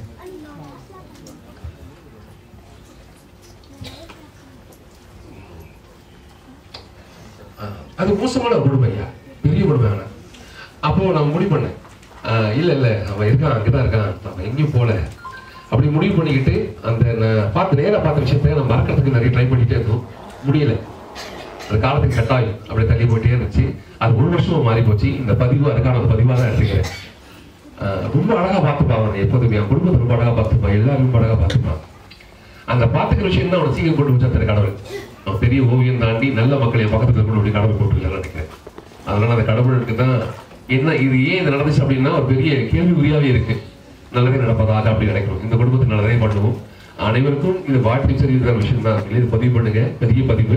ரொம்ப இந்த அழகான பதிவை நீங்க பதிவு பண்ணிட்டே இருங்க. எங்கெல்லாம் உங்களுக்கு தோணுதோ அங்கெல்லாம் பதிவு பண்ணுங்க. இளையராஜா ஒரு பெரிய வரலாறு இருந்துச்சு, அந்த வரலாறு இருக்கும், கடைசி வரைக்கும் ஈடுபடுவாங்க. அவனோட ஓவியம் பேசு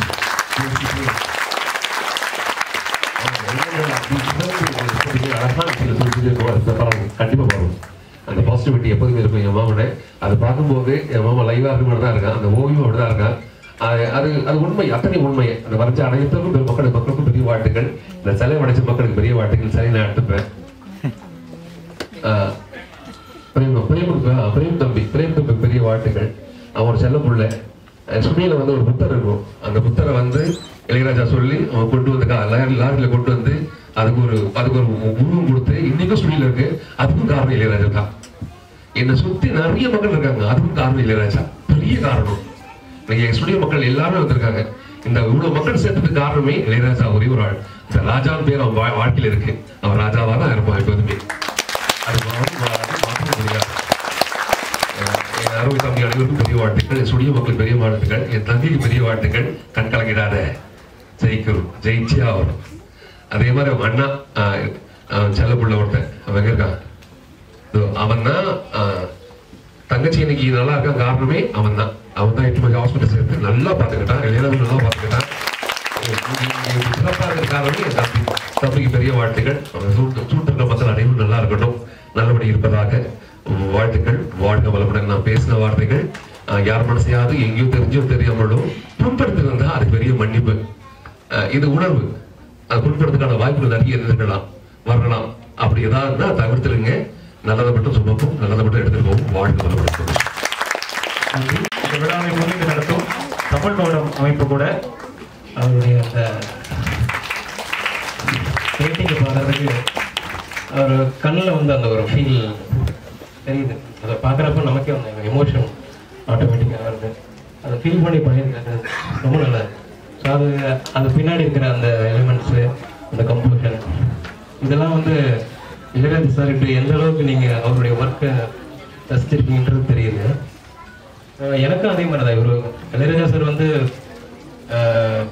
எப்படி சொல்றதுன்னா, பொதுவாக ஓவியர்கள் வந்து அவங்களுடைய வாழ்க்கையோ இல்லை மற்றவங்களை பாராட்டி பேசுறது வந்து ரொம்ப அரிது தான். அப்படி இருக்கும்போது இளையராஜா சார் வந்து ஒரு தடவை எப்போ தெரியும்னா, காலேஜ் ஆஃப் ஃபைன் ஆர்ட்ஸில் வந்து படிச்சுட்டு இருக்கும்போது மனோகர் சார் தான் பிரின்சிபலாக இருந்தார்.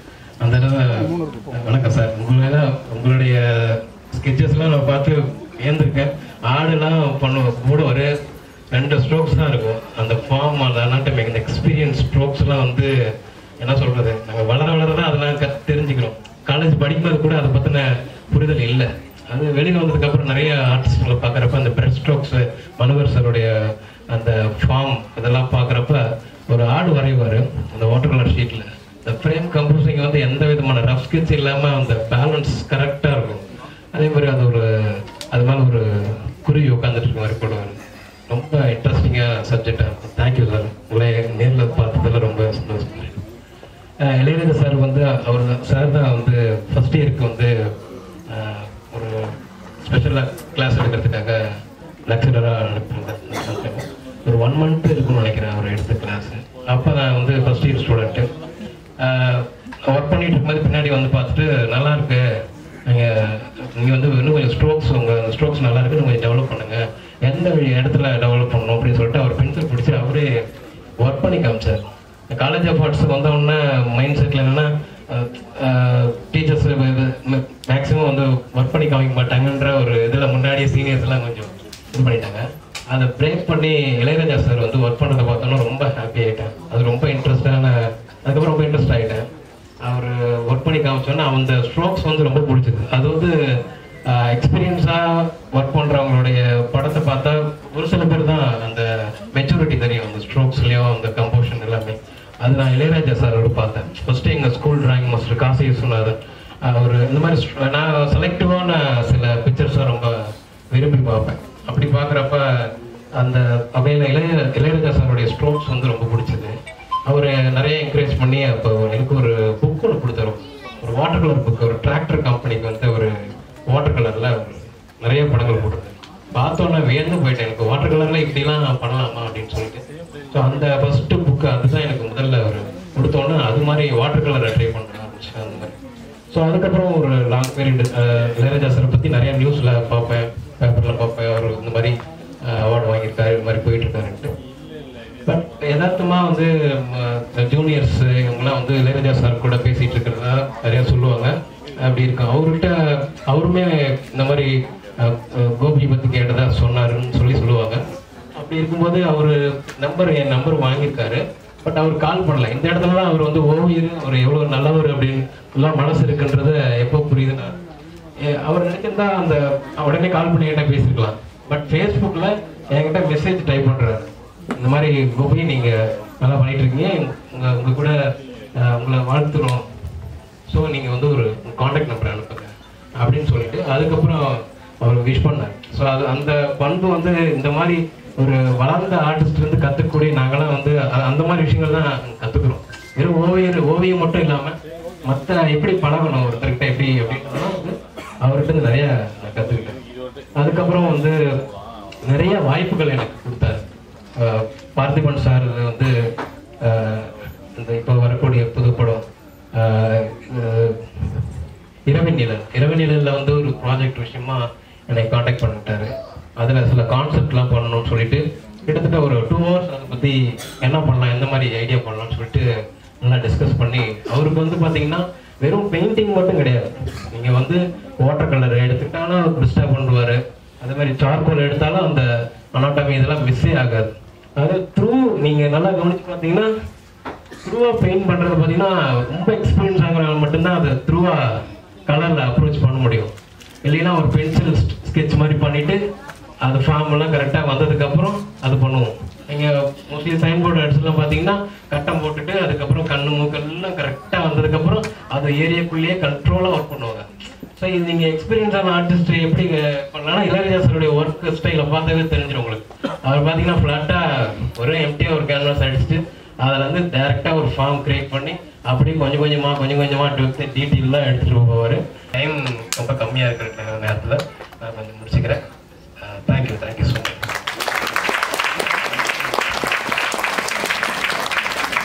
என்னுடைய கல்லூரி என்னுடைய நண்பர், 2 பேரும் ஒன்றா படிச்சுட்ருக்கோம், நிறைய பேசிப்போம். ஆனால் அவருடைய லைஃப்பில் நான் ரொம்ப டீப்பாக உள்ளே போனது கிடையாது. பட் காலேஜ் ஆரம்பிச்சதுக்கப்புறம் நிறைய டைம் வருவார். எப்போ கேகேன்னு வர்றாரோ அப்போல்லாம் காலேஜுக்கு வந்துடுவார். எப்படி இருக்கிறவங்க, என்ன பண்ணிகிட்ருக்க, எப்படி போயிட்டுருக்கு, ரொம்ப கேஷுவலாக பேசுவார். கொஞ்சம் ஆர்ட்டில் வெளியில் எப்படி போயிட்டுருக்கு என்னங்கிறது அவர் மூலமாக தான் எனக்கு தெரிய வரும். ரொம்ப அருமையான மனிதர். எப்பவுமே நிறைய சொல்லியிருக்காங்க, பார்த்துருவீங்க, எப்பவுமே சிரிச்சுக்கிட்டே இருப்பார், எப்போவுமே எல்லாரோடையுமே ரொம்ப நான் பழகுவார். ஏன்னா நான் வந்து ரொம்ப ஓவியர்கள்ட்ட நிறைய பேர்கிட்ட நான் அவ்வளோ பழகுனதே கிடையாது, என்னை ரொம்ப பேருக்கு தெரியாது. ஸ்கூல் காலேஜ் அப்படிங்கிற இடத்துல நான் பிரயாணம் பண்ணிகிட்டு இருக்கேன். நிறைய ஓவியங்கள் ஸ்டூடெண்ட்ஸ்க்கு நிறைய சொல்லிக் கொடுக்கணும், என்கரேஜ் பண்ணணுங்கிற அந்த ஒரு இதில் உள்ளே போனதுனால ரொம்ப வெளியில் அவ்வளோ பழக்கம் கிடையாது. அந்த காலேஜில் படியில் நின்று யாருமே கிடையாது, ஏன்னா எல்லாமே ஃபுல்லாக க்ளோஸ்டாக இருந்ததுனால அவங்க வாட்டு கொஞ்சம் நேரம் ஒரு 1 hour 1.5 hour இங்கே டைம் ஸ்பெண்ட் பண்ணாங்க, அவ்வளோதான். நான் அதுதான் கடைசியாக அவரை பார்ப்பேன்னு நான் நினச்சே பார்க்கல. அதாவது என்னன்னா அன்னைக்கு ஆக்சுவலாக செல்வகுமார் தான் எனக்கு மார்னிங் ஃபோன் பண்ணோன்னே அப்படியே ரொம்ப கண் கலங்கிட்டேன். ஏன்னா நிறைய சொந்தங்கள் எத்தனையோ பேரை பார்க்குறோம், பழகுறோம். நான் அவ்வளோ தூரம் ரொம்ப டீப்பாக நான் ஃபீல் பண்ணது கிடையாது. எனக்கு ஃபஸ்ட்டு டைம் காலையில் அது நினச்சே பார்க்க முடியாத ஒரு டைமாக இருந்தது. ரொம்ப ரொம்ப கஷ்டமாக இருந்தது. என்ன பண்ண போறோம் நம்ம இளையராஜாவுக்கு அவருடைய இந்த மாதிரி ஒரு இது யாரும் நினைச்சு பார்க்க முடியாத ஒரு விஷயம். ஏதாவது ஒண்ணு பண்ணணும், இளையராஜாவுக்கு ஏதாவது செய்யணும் நம்ம. அந்த ஏன்னா அவங்க ஃபேமிலி கூட நிறைய பேர் நிறைய டைம் வந்திருக்காங்க, காலேஜுக்கு வந்திருக்காங்க.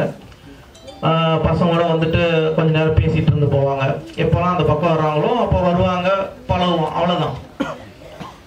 பட் என்னன்னா ஏதாவது செய்யணும். கண்டிப்பா இளையராஜா இங்கே தான் இருக்கிறார், அதுல எந்த டவுட்ஸும் கிடையாது.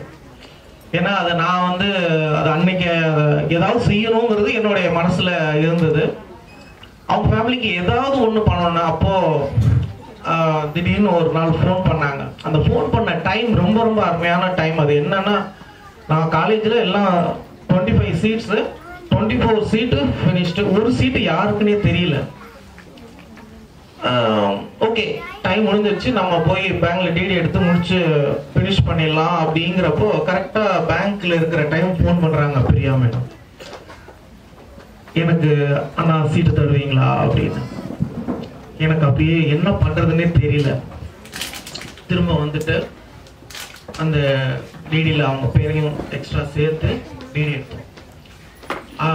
அதான் சொல்றேன், இளையராஜா அந்த இடத்துல இருக்கிறார். ஏன்னா மனப்பூர்வமா அவங்களுக்கு நான் செய்யணும்னு நினைச்சேன். ஏதோ ஒரு விஷயம் அவங்களுடைய ஃபேமிலியில அவங்களுக்கு அந்த, ஏன்னா அந்த ஓவியங்கள் வந்து நினைச்சே பார்க்க முடியாது. உலகம் ஃபுல்லா எல்லாம் என்னோட ஸ்டூடெண்ட்ஸா இருக்கட்டும், எத்தனையோ பேர் அந்த பெயிண்டிங்கை பார்த்து இன்னைக்கு எத்தனையோ ஆர்டிஸ்ட் அந்த இளையராஜா பெயிண்டிங் மாதிரி நம்ம பண்ணணும்னு நினைச்சு எவ்வளவு பேர் பண்ணிட்டு இருக்காங்க. அப்போ எனக்கு அது ஒரு ரொம்ப சந்தோஷமா இருந்தது. ஓகே, இந்த மாதிரியாவது நம்மளால செய்ய முடியும், அவங்களுக்கும் ஒரு மனசுக்கு வந்து ஒரு ஆறுதலா இருக்கும் அப்படிங்கிறத. பட் ரொம்ப மறக்க முடியாத ஒரு நண்பர். பட் இன்னும் இங்க இருக்கார், நம்ம கூட வாழ்ந்துட்டு இருக்கார். நன்றி. நினைவு பரிசனை பெற்றுக்கொள்ள காமாட்சி கலைகள் நிறுவனர் திரு வெங்கடாச்சலம் அவர்களை மேடைக்கு அழைக்கிறோம். நினைவு பரிசனை சிற்பக்கலைஞர் திரு பிரேம் அவர்கள் வழங்குவார்கள்.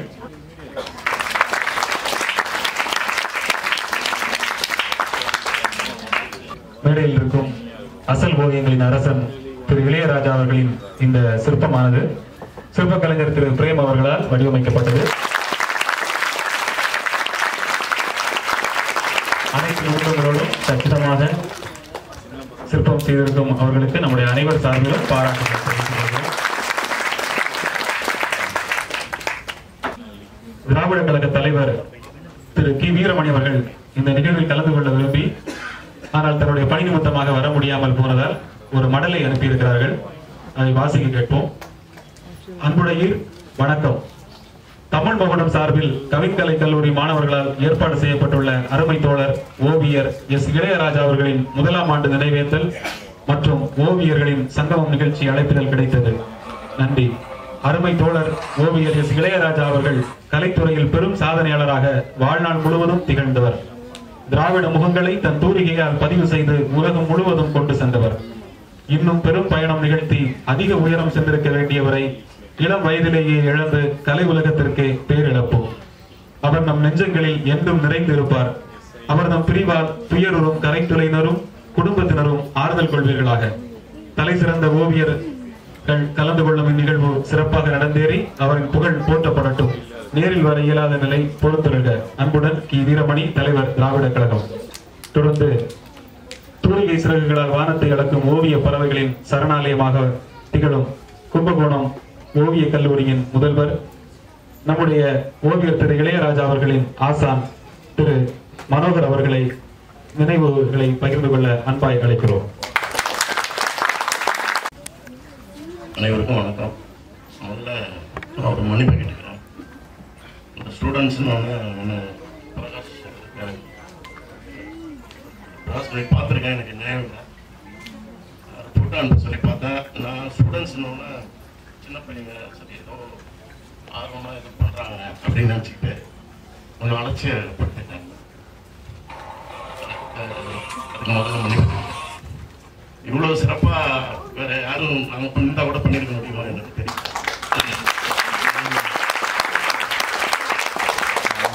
வந்திருக்கிற எல்லாருக்கும் நன்றி சொல்ல கடமைப்பட்டிருக்கேன். அதான் ஒரு சில கொற்றவை மேடம் அவர்கள், பாண்டியன் சார், நம்ம ஷாம், சில வார்த்தைகள் வர மாட்டேன், ராமசுரேஷ், கோபி, சுப்பிரமணி, சதீஷ், ஹைதராபாத்ல நிறைய பேர் வந்திருக்காங்க.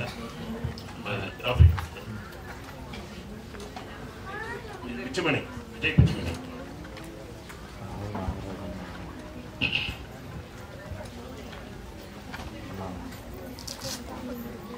ரொம்ப சோகமா இருக்கும், மன சங்கடமா இருக்கும்.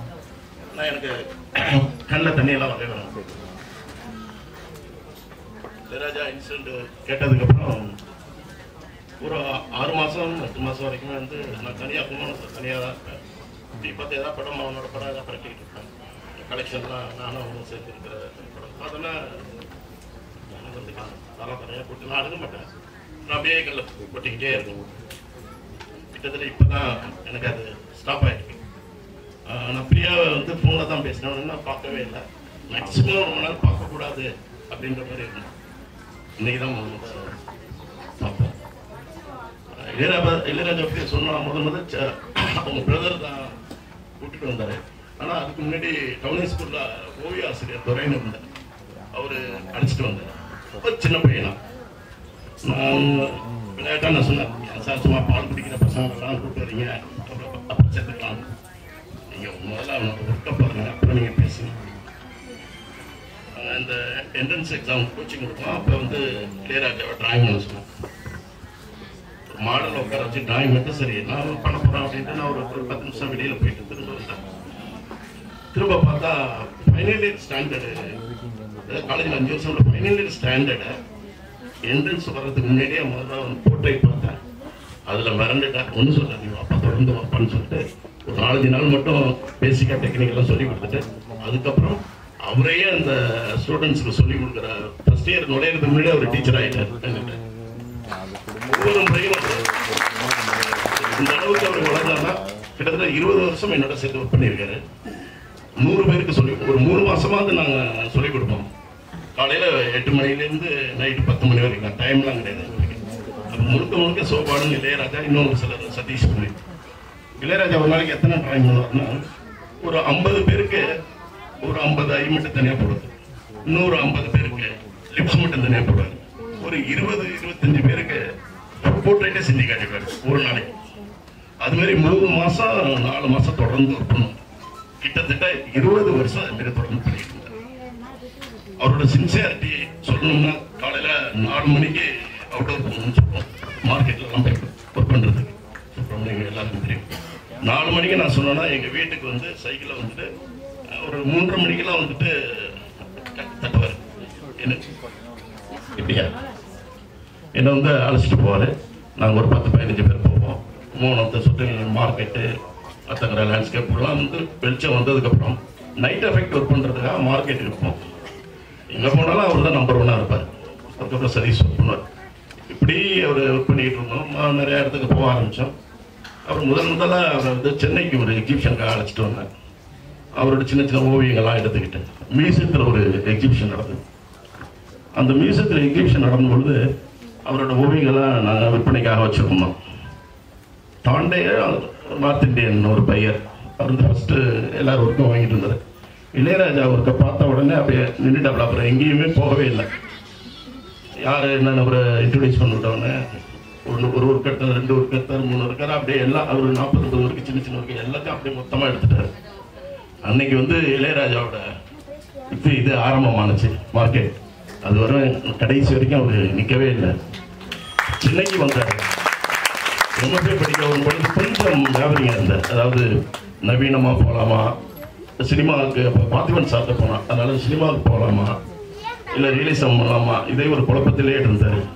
நான் ரொம்ப இவரை ஏதாவது மாற்றி விட்டுருவாங்களோன்னு பயந்துக்கிட்டு எப்போ பார்த்தாலும் இன்னைக்குல 10 வருஷம் கழிச்சாவது உன்னோட ஒர்க்கு வந்து பேசப்படும், தயவு செய்து வந்து இதை மட்டும் விட்டுறாத, நீ எது வேணாலும் செய், இந்த ஸ்டடீஸை மட்டும் விட்டுறாத அப்படின்னு சும்மா கெஞ்சி கேட்பேன் அவன்கிட்ட. இல்லைன்னா நான் விட மாட்டேன் அப்படின்னு. திடீர்னு ரொம்ப நடிக்கிறதுல ஆர்வம் வந்துருச்சு. கொஞ்சம் ஸ்டாப் பண்ண ஆரம்பிச்சாங்க. அப்புறம் யூஎஸ் என்னோட பையர் வந்து என்னை இன்வைட் பண்ணார். நான் அப்புறம் போகும்பொழுது நான் சார் இளையராஜான்னு நல்லா ஸ்டடீஸ் நல்லா இருக்கும் சார், அவரை அழைச்சிட்டு வரலாமா அப்படின்னு கேட்டேன். ஆனால் நீங்கள் ஒர்க்கை மட்டும் அனுப்புங்க. என்னோட ஒர்க் அனுப்பியிருந்தோம் அந்த கமிட்டிக்கு. நியூயார்க்கில் பிரான்ஸ்வில்ல ஒரு கன்கார்டியான யூனிவர்சிட்டி. என்னோட ஒர்க்கு எல்லா ஒர்க்கும் அனுப்பிச்சிருந்தேன்.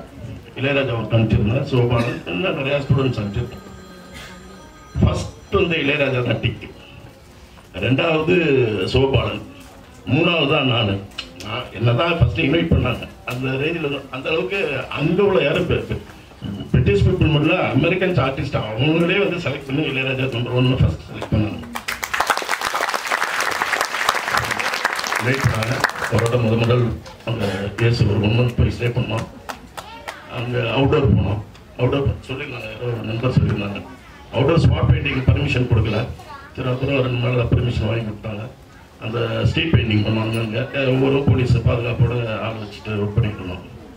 அந்த லோக்கல் ஆர்டிஸ்ட் வந்து எங்களை யாருமே மதிக்கவே இல்லை. ரொம்ப அலட்சியமாக அந்த லோக்கல் ஆர்டிஸ்ட்லாம். கொஞ்சம் நேரம் ஆனிச்சு, அப்படியே ப்ரெஸ் அப்படியே பிடிக்க ஆரம்பிச்சாங்க. ஒரு 2 ஆர்டிஸ்ட் லோக்கல் ஆர்டிஸ்ட் வந்து நின்னாங்க. அப்புறம் வந்தானுங்க. கிட்டத்தட்ட ஒரு 40-50 லோக்கல் ஆர்டிஸ்ட் ஃபுல்லாக சரவுண்டு இளையராஜா. இது என்னன்னா அங்கேயே போட்டி, எனக்கு இந்த பெயிண்டிங் வேணும். அங்கே ஸ்பாட்டில் ஆரம்பிக்கவே சோல்ட் ஆயிடுச்சு. அப்புறம் எக்ஸிபிஷனில் வந்து தான் கொடுப்போம் அப்படின்னாங்க. அப்புறம் நாங்கள் அங்கே ஒரு 25 நாள்லையும் அந்த எக்ஸிபிஷனில் டெய்லி ஒர்க் பண்ண எங்கே போனாலும் அங்கே இளையராஜா தான் ஹீரோ. எல்லாரும் வந்து இளையராஜா தான் பார்ப்பாங்க. இதில் வாஷிங்டன் போஸ்டோட நம்பர் 2 அந்த லேடி, அவங்களும் அதில் ஒரு மெம்பர் மாதிரி இருக்காங்க யூனிவர்சிட்டி. அவங்க வந்து பார்த்துட்டு அவங்க தனியாக வீட்டுக்கு போர்ட்ரேட் பண்ண உடனே அழைச்சிட்டு போயிட்டாங்க. மறுநாள் போர்ட்ரேட் ஆரம்பித்தார் இளையராஜா. அதுக்கப்புறம் அவருக்கு ஒர்க் பண்ணுறதுக்கு நேரம் இல்லை, இதுக்கு செஞ்சு முடிக்கிறதுக்கு நேரம் கிடையாது. அந்த அளவுக்கு பிஸி. திரும்பி வரும்பொழுது சும்மா ஒரு கிஃப்ட் மாரி கொடுத்தாங்க. அத்தனை பெயிண்டிங்கும் சோல்டு. இளையராஜா தான் அத்தனையும் சோல்டு. ஒரு அந்த ஏஜ்லேயே அவருக்கு வந்து கிட்டத்தட்ட ஒரு 8 lakhs இருக்கும்னு நினைக்கிறேன் கொடுத்தாங்க. எனக்கு ஒரு லேப்டாப் வாங்கி கொடுத்தாரு. கிட்ட 10 வருஷத்துக்கு முன்னாடி சொல்கிறேன். அந்த அவரோட நினைவாக இன்னும் சும்மா அப்படியே வச்சிருக்கேன் நான். இளையராஜாவை பற்றி இன்னொன்று, கோபி இளையராஜாலாம் ஸ்டேடியத்தில் வந்து எப்படி இருப்பாங்கன்னு தெரியும். கோபியை நான் சினிமா தெரியும், நம்ம பையன் மாதிரி இருக்க கோபியா? ஆமாண்ணா கோபி தான். கோபி மாதிரி கொஞ்சம் லீனாக எப்போதும் பால் உருட்டிக்கிட்டே தான் இருப்பார். அப்படி கையில் எப்போ பார்த்தாலும் பாலோட அவர் ஒரு ட்ராயர் அந்த சைடில் தான் எனக்கு ஞாபகம் இருக்கும். இப்போதும் அந்த ட்ராயர், அந்த படியன், இந்த இதோட தான் எப்போதும். இளையராஜா மட்டும் தனியாக போய் அவங்க 2 பேரும் தனியாக அப்படி மதியத்தில் அப்படி வெளில அப்படி போயிட்டு அப்புறம் தான் வருவாங்க. அப்படிப்பட்ட இளையராஜா வந்து நம்மளோட தான் இருக்காரு. எனக்கு வந்து பிரியாலாம் ஒரு தைரியமாக இருக்கிறதுனால இன்னைக்கு எனக்கு கொஞ்சம் சந்தோஷமா இருக்கு. அவங்க பதட்டப்படாமல் தைரியமாக இருக்காங்க. இளையராஜா தனிப்பட்ட கேரக்டர். நான் சில பேர்கிட்ட பேசுவேன், சில பேர்கிட்ட பேச மாட்டேன். அவர் எப்படின்னா, என்ன எல்லாத்தையும் பழகுண்ணா, என்ன நீங்கள் உங்களுக்கு தெரியல, அதனால எனக்கு அட்வைஸ் பண்ணுவாப்புல. இப்படி பழகணும், எப்படி இருக்கணும், எல்லாரும் எனக்கு நிறைய அட்வைஸ் பண்ணுவாப்புல. கடைசி அந்த ஒரு 14 ஃபோன் இப்படி வாரத்துக்கு ஒரு தடவை பண்ணுவார். கடைசியில் ஒரு வாரம் பண்ணலன்னு எனக்கு கொஞ்சம் போகும். ஊருக்கு வந்துட்டு என்னை பார்க்காம போக மாட்டார். ஊருக்கு வந்துட்டு உடம்பு சரியில்லாமல் வந்திருக்காரு. நான் கோச்சிக்கிட்டு நான் ஃபோன்லாம் பண்ணல, என்ன வந்து நம்மளை வந்து பார்க்கவே இல்லையா அப்படின்னு. அதுக்கப்புறம் தான் பார்த்த இந்த நியூஸ் எனக்கு தெரியுது. இளையராஜா வந்து ரொம்ப பாசமான பையன். அந்த ஃபேமிலியை வந்து பெரிய குடும்பம். எல்லா அண்ணனோடையும் எல்லா அண்ணியோட அக்காதையும் எல்லாரும் ரொம்ப பாசமாக இருக்கும். அவன்கிட்ட நான் நிறைய தெரியுது. எப்படி சிஸ்டர்ஸ் இவங்களுக்கெல்லாம் நம்மளாம் என்ன பண்ணணுன்றது நிச்சயமா அது நீங்க மேடைக்காக நான் சொல்ல, அவன்கிட்ட நிறைய விஷயம் கற்றுக்கிட்டேன். எப்போதும் என்னோட தான் இருப்பான். அந்த இங்கே கோபி இவங்கெல்லாம் ரூம் பார்க்குற வரைக்கும் எப்போதும் என்னோட இதாக இருப்பான். என்னோட மனைவி வந்து இளையராஜா ஃபுல்லாக மெரில பார்த்துருவோம். வேற யாருக்கும் வந்து அப்படி கதர்னது கிடையாது. அப்படி இளையராஜாவுக்கு இப்போ நம்ம செய்கிறது என்னன்னா, அது எப்போதுமே பக்கபலமாக இருக்கணும். இளையராஜா இல்லைன்னு இல்லை, நம்ம எல்லாமே கூட இருக்கிறோம். அது அவரோட மைத்துனரோட அவருக்கு நிறைய நன்றி சொல்லிக்கணும். பிரியா மாரியெல்லாம் ஒரு அற்புதமான பிள்ளைகள்லாம் யாருக்கும் கிடைக்காது. நல்லா இருக்கணும், நம்ம எப்போதும் பக்கபலமாக இருக்கணும். நிறையா அவரை பற்றி சொல்லணும்னு நினச்சேன், எனக்கு வந்து பேச முடியல. எனக்கு வருத்தமாக இருந்தது. இவ்வளோ நல்லா செய்ததை என்னால் சரியாக புரிஞ்சுக்க முடியலன்னு. அவர் ஒவ்வொரு ஊருக்கு கடைசியாக வந்து டெல்லி அழைச்சிட்டு போவேன். அந்த டெல்லி அழைச்சிட்டு போனப்போ பெங்காலி ஆர்டிஸ்ட்டு நிறைய மேக்ஸிமம் அந்த இடத்துல வந்து ஒரு 20-30 ஆர்டிஸ்ட் வருவாங்க த்ரூ அவுட் இந்தியா ஃபுல்லாக. ஒவ்வொரு ஸ்டேட்லேருந்து 2 ஆர்டிஸ்ட் 3 ஆர்டிஸ்ட்டு அங்கேயே உட்காந்து ஒர்க் பண்ணிட்டு இருப்பாங்க. நொய்டாவில் ஈசல் கேல்ட்ரிங். அந்த தடவை சரி இளையராஜா போகிற இந்த சிவபாலனை கூப்பிட்டு போனோம். அந்த பாஸ் வந்து போர்ட்ரேட் பண்ணாங்க. அங்கே பெங்காலி ஆர்டிஸ்ட் பிரமாதமான போர்ட்ரேட்ஸ்லாம் பண்ணியிருக்காங்க, சான்ஸே கிடையாது, அந்த அளவுக்கு அவுட்ஸ்டாண்டிங் போர்ட்ரேட்ஸ். நான் சொன்னேன் சார் ஒரு இளையராஜா போர்ட்ரேட் பண்ணுவார் சார் அவங்க அப்படின்னாங்க. அதாவது ரொம்ப அலட்சியமாக இளையராஜா அவங்க ஃபாதர் மதர் 2 பேரையும் உட்கார வச்சாங்க. ப்ரெஷ் எடுத்தான், ஃபர்ஸ்ட் சிட்டிங் போட்டான், 2 பெங்காலி வந்து அப்படி எட்டி பார்த்துருவான். அதுக்கப்புறம் ஒரு ½ ஒரு 4 பேர் இருந்தாங்க. அந்த ஸ்டுடியோவில் இருந்த கிட்டத்தட்ட 20 ஆர்டிஸ்டும் பின்னாடி வந்து நின்றுட்டானுங்க. ப்ரெஷ்ஷை கீழே வச்சாப்புல கையை பிடிச்சி ஒவ்வொருத்தரும் அப்படி செஞ்சாங்க. பெங்காலி மதிப்பே பண்ணாங்க. அதெல்லாம் ரொம்ப பெருமை எனக்கு. என்னன்னா ரசிகர் எந்த ஊருக்கு போனாலும் இளையராஜா தான் கேட்பாங்க. இளையராஜா வந்து நான் தான் காலேஜில் சேர்த்து விட்டேன்ற ஒரு பெருமையோட இளையராஜானால தான் எனக்கு பெருமை. அவ்வளோ சந்தோஷமா இருக்கும். எங்கே போனாலும் இப்போ யூஎஸ்லேருந்து 2-3 பேர் வந்திருக்காங்க. அவங்க சார் இளையராஜா பெயிண்டிங் கிடைக்குமா சார், ஒரு மிகப்பெரிய முக்கியமான பெரிய நடிகர் கேட்டார். சரின்னு திரும்பவும் வந்து நான் பெயிண்டிங் நினச்சேன். இல்லை நான் அந்த டீட்டெயிலாம் இல்லை அப்படின்னாரு. இன்னும் வருத்தமாக சரி அதை பற்றி அதுக்கப்புறம் அப்படியே விட்டுட்டேன். நிறைய பேர் அவருக்கு உதவி பண்ண நிறைய தயாராக இருக்காங்க. அது பிரகாஷ் மாதிரி இவ்வளோ வந்து எடுத்து செய்யும்போது நான் நிச்சயம் பக்கபலமாக இருப்பேன். சில விஷயங்கள் நான் செய்யலை, அது அண்ணன் முன்னாடி தலையாக நான் பேசுகிறேன். மணிக்கணக்கில் இப்போ அவரை பற்றியோட பெருமையை பேசிக்கலாம். பாசக்கார பையன், நன்றி மறக்காத பையன், எல்லாரையும் அரவணைச்சு போகிற பையன், யாரையும் வந்து நான் எல்லாரையும் நிறைய குறை சொல்லுவேன். என்ன குறை சொல்லாதீங்க அப்படி என்னை திருத்தினவனு கூட இளையராஜாலாம் சொல்லலாம் நிறைய விஷயங்கள்ல. அப்படிப்பட்ட இளையராஜா வந்து நம்மளோட தான் இருக்காரு. நம்ம எல்லாரும் வந்து சாய்க்கும் டாக்டர் பிரியா எல்லாருக்கும் அவங்க போகும்போது நம்ம பக்கபலமாக இருக்கணும். அதுக்கு என்னென்ன விஷயம் நீங்கள் செய்கிறீங்களோ அதுக்கு நான் உறுதுணையாக இருப்பேன். கொடுத்த வாய்ப்புக்கு நன்றி, வணக்கம். நினைவு பரிசை வழங்க தமிழ் மொழம் சார்பில் ஓவியர் செல்வகுமார் அவர்கள்.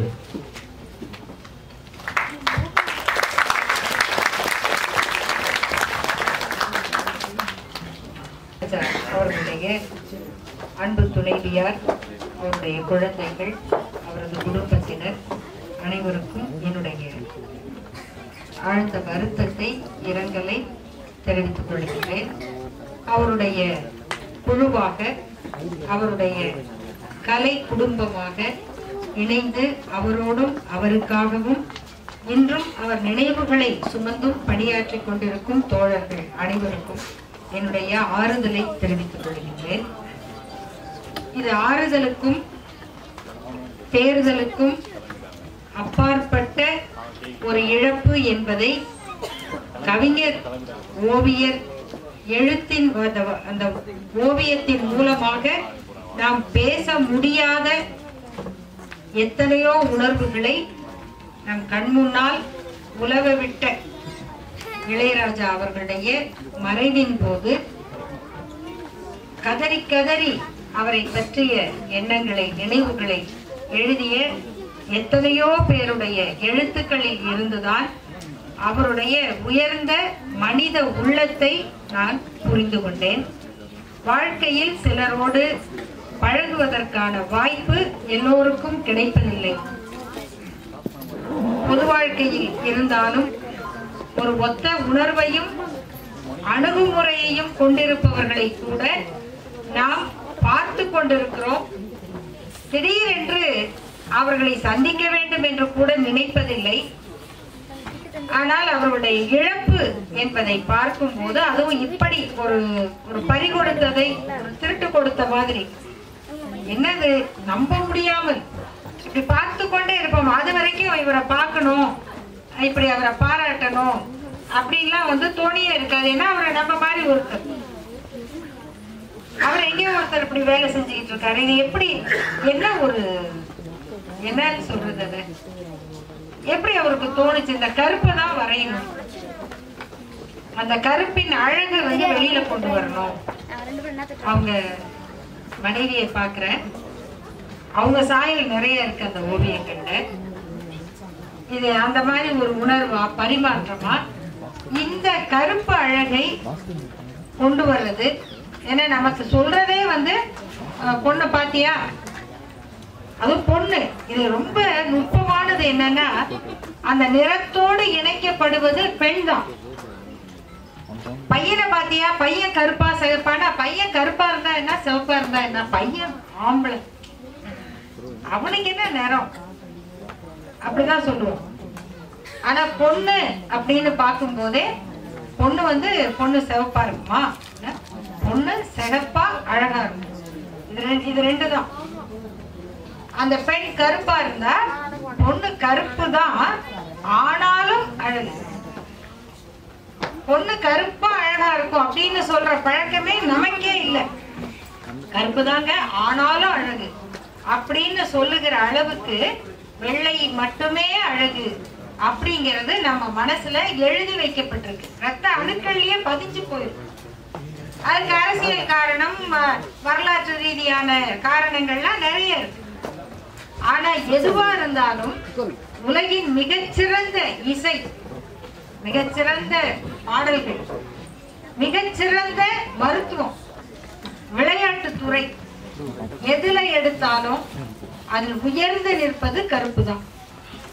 அந்த இயற்கையான ஆடலுக்கும் பாடலுக்கும் இணை எதுவுமே கிடையாது. ஏன்னா அது அந்த உணர்வோடையும் உடலோடையும் வளர்ந்தது.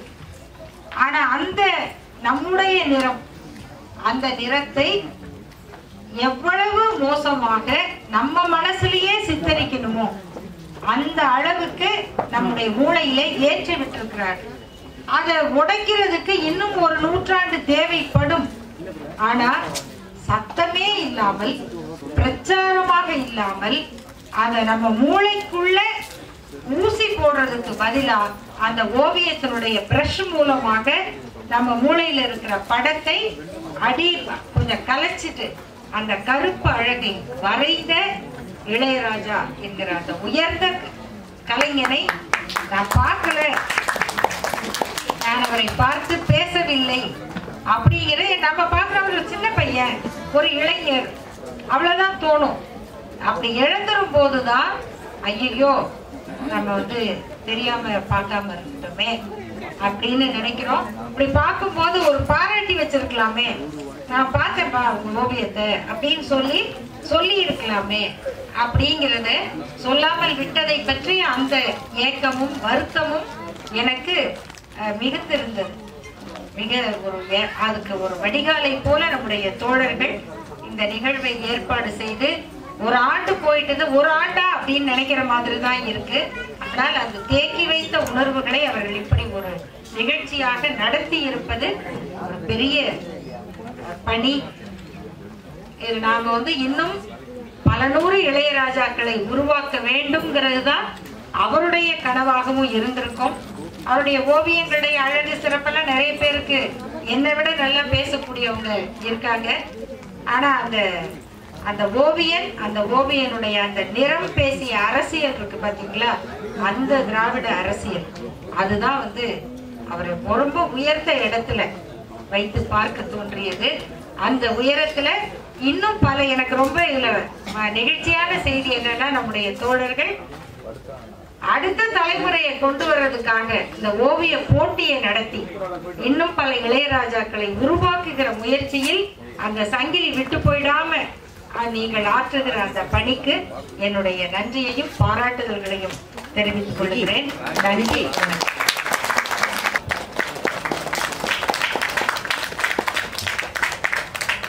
அனைவருக்கும் என்னுடைய மாலை வணக்கத்தை தெரிவித்துக் கொள்கிறேன். அவர்களுடைய குடும்பத்தாருக்கும் மற்றும் இங்கே வந்திருக்கிற ஊழியர்களுக்கும் மற்ற நண்பர்களுக்கும் என்னுடைய வணக்கத்தை தெரிவித்துக் கொள்கிறேன். சகோதரர் இளையராஜா பற்றி நான் எவ்வளோ சொல்லணும். அவர் முதல்ல அவர் என்னுடைய ஃபேஸ்புக்கு மெசேஜரில் தான் வர்றார். சார் நீங்கள் ரொம்ப நல்லா பண்ணிட்டு இருக்கீங்க அப்படின்னு சொல்லிட்டு மெசேஜ். நான் அவரை பற்றி ப்ரொஃபைலாக பார்க்கும்போது இவ்வளோ பெரிய ஆர்டிஸ்ட் ஆச்சு, இவர் எப்படி நம்மளை விசாரிக்கிறாரு. அப்புறம் நான் கேட்டேன், சார் உங்கள் ஃபோன் நம்பர் தரீங்களா அப்படின்னு கேட்கும் போதும் கொடுத்தாரு. அப்புறம் பேசினேன். பேச எனக்கு புரியல, இவர் எப்படி இவ்வளோ பிராலேருந்து நம்மகிட்ட பேசிட்டு இருக்காரு அப்படின்னும் போது அப்புறம் சொன்னாரு, இல்லை நீங்கள் பண்ணுற டிஜிட்டல் ஒர்க்கு எல்லாமே கலவையாக பண்ணுறீங்க, டிஜிட்டல் ஒர்க்கு எனக்கு ரொம்ப பிடிக்கும், அதுக்கு நீங்கள் எனக்கு சொல்லிக் கொடுக்க முடியுமா அப்படின்னும் போது எனக்கு ரொம்ப வியப்பாக இருந்தது. சார் நான் என்ன சார் உங்களுக்கு சொல்ல முடியுமா, நீங்கள் எவ்வளோ பேர்? இல்லை சார் நீங்கள் சொல்லிக் கொடுங்க, வாங்க வீட்டுக்கு வாங்க அப்படின்னு. வீட்டுக்கு ஒரு நாள் போனோம். அப்புறம் ஃபோன் பண்ணிட்டு போகும்போதும் எனக்கு ஒரு பயம் இருந்தது. என்னதான் பெரிய ஆர்டிஸ்டாக இருந்தாலும் லைவ் ரூம்லலாம் அலோவ் பண்ண மாட்டாங்க பொதுவாகவே. இவர் வீட்டுக்கு உள்ளே போனோன்னா நான் தண்ணி வந்து கொடுக்குறாரு, பேசுகிறாரு, நிறைய விஷயங்கள் பேசுகிறாரு. அப்போ கூட எனக்கு ஒரு தயக்கம் இருந்தது, இவர் லைவ் ரூம் நம்ம பார்க்க முடியுமா, இவர் ஒர்க்கை பார்க்க முடியுமா அப்படின்னு. ஆனால் அடுத்த தவணை சார் உள்ள அவங்க போகலாம் அப்படின்னு போனால் லைவ் ரூமில் அந்த ஒர்க்கை பார்த்து ரொம்ப பிரமிப்பாயிடுச்சு. ஏன்னா ஃபோட்டோவில் பார்த்துருக்கோம், நேரில் பார்க்கும்போது ரொம்ப பிரமிப்பாயிடுச்சு. அப்புறம் நான் கேட்காத இன்சிடென்ட் என்ன யூஸ் பண்ணுறோம், என்ன இது டெக்ஸ்டர், இது எப்படி யூஸ் பண்ணுறோம், அது பாட்டு சொல்லிட்டே இருக்காரு. எனக்கு உண்மையிலே அப்படியே பறக்கிற மாதிரி தான் இருக்குது. ஏன்னா இது எப்படி இதெல்லாம் அப்படி. அப்புறமா சார் அப்புறம் டிஜிட்டல் சில நுணுக்கெல்லாம் சொல்லித்தராங்க. அது கொஞ்சம் உற்சாகமாக ஒரு குழந்தை தனமாக கேட்குறாரு, இப்படி சொல்லுங்கள் இப்படி இருக்குது அப்படின்னு சொல்லிட்டு கேட்டுகிட்டே இருக்காரு. அப்புறம் அவர் சொன்னார், இது ஒரே நாள் கற்றுக்க முடியாது சார், நீங்கள் அடிக்கடி வரணும், நீங்கள் வந்து சொல்லிக் கொடுங்க அப்படின்னாரு. சரின்னு சொல்லிட்டு அது பிறகு அவர்கிட்ட நிறைய ரவிவர்மா ஆர்டிஸ்ட் ரவிவர்மா பற்றிலாம் நிறைய பேசுகிறாரு. நானும் கேள்விங்கெல்லாம் கேட்கும்போது அவரும் சொல்கிறாரு, ரொம்ப சாதாரணமாக நான் என்னதான் ரொம்ப நாள் பழகின மாதிரியும் அவர் பேசிகிட்டு இருக்காரு. அது பிறகு அடிக்கடி ஃபோனில் பேசுவார், விசாரிப்பார், எல்லாத்தையும் பண்ணுவார். 2020 வந்து எனக்கு என்னுடைய மகள் வந்து ஆக்சிடென்ட் ஆகிட்டாங்க, 2வது மகள். அந்த நேரம் பார்த்து சார் ஃபோன் பண்ணுறார், எப்படி இருக்கீங்க சார் அப்படின்ற. குரல் ஒரு மாதிரி இருந்தேன்னா நல்லா இருக்கேன் சார் அப்படின்னா, என்ன குரல் ஒரு மாதிரி இருக்கு அப்படின்னாரு. இல்லை சார் இந்த மாதிரி மகள் ஆக்சிடென்ட் ஆகிட்டாங்க, ஆப்ரேஷனுக்காக இருக்கும் அப்படின்னு சொல்கிறேன். சரிங்க சார், எவ்வளோ அது பணம்லாம் சார்? இல்லை சார் பணம் கட்டிட்டேன், எனக்கு கொஞ்சம் கட்ட வேண்டியது இருக்கு, அதை கட்டிதான் அப்படின்னு. கொஞ்சம் நேரம் பார்த்துட்டு, சார் நீங்கள் உங்களுடைய அக்கௌண்ட்டை செக் பண்ணி பாருங்க அப்படின்ட்டு என்னுடைய உறவுகள் கூட கைவிட்டாங்க. ஆனால் இவர் வந்து ஆர்டிஸ்டாக தான் எல்லாருக்கும் தெரியும். ஆனால் இவர் வந்து இவருக்குள்ள ஒரு மனிதாபிமான ஒரு விஷயங்கள் எப்படி எனக்கு தெரியல. அந்த நேரத்தில் ஒரு சிறு பணம் உதவி தந்தார். அதை நினச்சி ஒரு பார்க்க முடியல. அதுக்கு மட்டும் இல்லாத பிள்ளை எப்படி இருக்கு, குழந்தை எப்படி இருக்குன்னு சொல்லிட்டு தினமும் விசாரிக்க ஆரம்பிச்சார். இவர் இப்பெல்லாம் இவங்கெல்லாம் பேசும்போதும் வந்து அவரை பத்தி எவ்வளவு பேசும்போதும் இவரு வந்து நமக்கு வந்து உதவி பண்ணி பேசியிருக்காருன்னு ரொம்ப ஆச்சரியமான விஷயமா இருக்கு. ஆனா கடைசி நேரத்துல ஒரு கும்பகோணம் போகும்போதும் நான் ஃபோன் பண்ணேன், சார் கும்பகோணம் போனோம், சரி சார் பார்த்து போயிட்டாங்க சார், கொரோனா டைம் ரொம்ப எல்லாரும் கட்டி பிடிச்சிடாதீங்க அப்படின்னு சொன்னேன். இல்லை சார் நான் பார்த்தா இருக்கேன் அப்படின்னாரு. ஒரு வாரம் படுத்து நான் சாப்பிட்டு இருக்கேன். காலையில இரும்புறாரு சார், என்னன்னு கேட்டேன், சார் நான் கொரோனா வாங்கி வந்தேன் சார் கும்பகோணத்துல இருக்கு அப்படின்றாரு. எனக்கு ஒன்றுமே புரியல. என்ன சார் அனாவசியமாக சொல்றா, லங்ஸ் வரையும் போச்சுங்க அப்படின்றாரு. எனக்கு சாப்பாடு தூக்கி போட்டு, ஐயோ இவர் எதோ மாட்டிக்கிட்டாரு சார், நீங்க இந்த நேரத்தில் ஹாஸ்பிட்டல தான் இருக்கணும், எப்படி சார் அப்படின்னா. இல்லை இப்பதான் ஹாஸ்பிட்டலுக்கு போறோம் அப்படின்னு. அது பிறகு 2 நாள் பார்த்தீங்கன்னா சொல்றாங்க, அப்ப வந்துடுவாங்க அப்படின்றாங்க. 4 நாள் சொல்றாங்க அவர்கிட்டாரு அப்படின்றாரு. என்னுடைய தாய்க்கு பிறகு நான் அழுத்தது இவருக்காக மட்டும் அவ்வளவு எழுத்துட்டேன். ஆனா அவர் போல சொன்ன மாதிரி எல்லாம் சொல்ற மாதிரி அவர் போல சார் இருக்காரு. அவருக்கு நான் இருக்கும் போதுமே ஒரு டிஜிட்டல்ல நினைவு பரிசு நான் கொடுத்த ரொம்ப சந்தோஷப்பட்டார். இப்ப மறுபடியும் அதை நான் கொடுக்க விரும்புறேன். அந்த குடும்பத்தார் பிள்ளைங்களாவது வாங்க வேண்டும் என்று தாழ்வோடு கேட்டுக்கொள்கிறேன். இது மட்டும் இல்லாம அந்த பிள்ளைங்களுக்கு அந்த குடும்பத்துக்கு எதுவும் செய்யணும்னு சொன்னாங்க. என்னால முடிஞ்ச டிஜிட்டல் ஆர்ட்டை மட்டும் அந்த பிள்ளைக்கு அவருங்க இஷ்டப்பட்டா நான் முழுமையாக சொல்லி தருகிறேன். இது மட்டும் இல்லாமல் ஏப்ரல் 19 ஓவியர் இளையராஜா அவர்களுடைய பிறந்த நாளை ஓவிய நாளாக அறிவிக்க வேண்டும் என்பது என்னுடைய தாழ்மையான கோரிக்கை. அதை நிறைவேற்ற வேண்டும். அது நீங்க தான் முயற்சி பண்ண வேண்டும். இது மட்டும் இல்லாத இந்த சகோதரர்களுக்காக நன்றியை தெரிவித்துக் கொள்ள யாரும் கூட தெரியாதவங்க சிற்பியை செய்த நம்பருக்காகவும் அந்த ஓவியம் வரைஞ்ச நம்பருக்காகவும் இந்த நேரத்தில் நன்றியை தெரிவித்துக் கொள்கிறேன். மற்றும் அந்த குடும்பத்தின் சகோதரி மற்றும் அந்த பிள்ளைகளே கரூர் தேவன் தர்மம் ஆசீர்வதிக்க வேண்டும். நீங்களும் பிரார்த்தனை செய்யும்படி தாழ்மொழி கேட்டு என்னுடைய மதிப்பேன். குட்டி பையன் அந்த போட்டோ வந்து வாங்கிக்கலாமா? நினைவு பரிசனை பெற்றுக்கொள்ள திருமதி பிரியா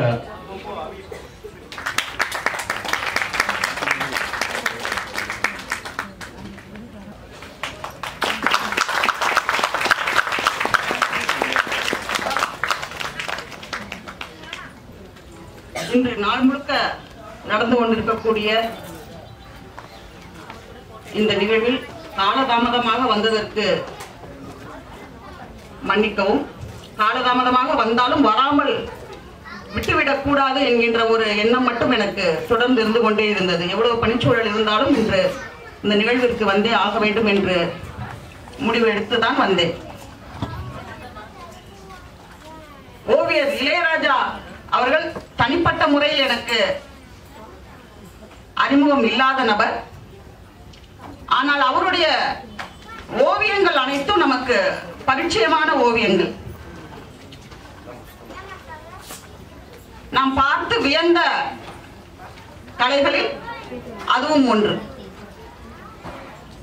அவருடைய ஓவியங்களில் இயற்கை அதிக முக்கியத்துவம் வாய்ந்த ஒரு பகுதியாக இருக்கும். பெண்கள் அதிக முக்கியத்துவம் வாய்ந்த ஒரு படைப்பாக இருக்கும். இயற்கையும் பெண்களுக்கும் அதிக முக்கியத்துவம் அவருடைய ஓவியங்களில் இருந்தது. ஏனென்றால் அது வலிமையான ஒரு விஷயம் என்பதை அவர் உணர்ந்து இருக்கிறார்.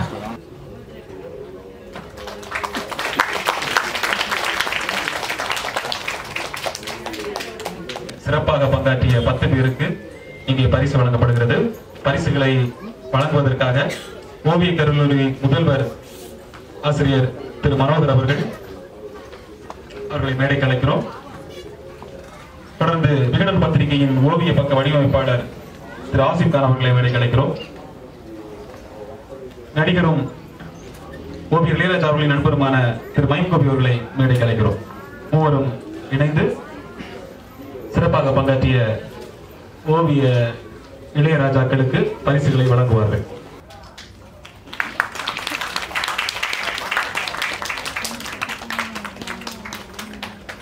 சக்தி வயது 17,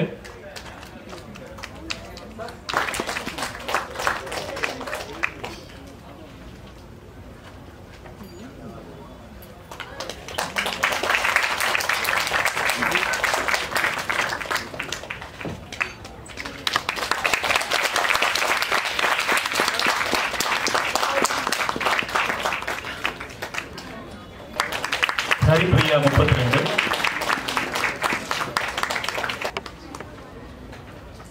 ஹரிப்பிரியா வயது 32, மோனிஷா 23 வயது.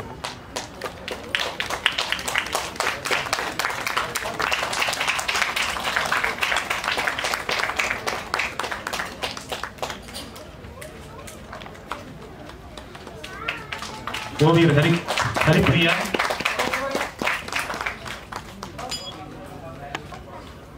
ஓவியர் சம்ரிதா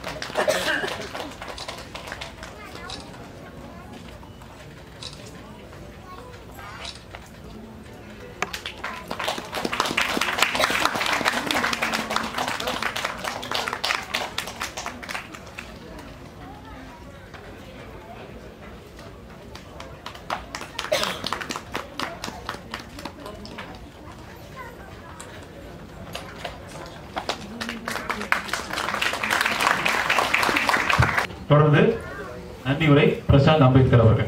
அனைவருக்கும் நன்றி. இவ்வளோ பேர் வருவீங்கன்னு நான் எதிர்பார்க்கவே இல்லை.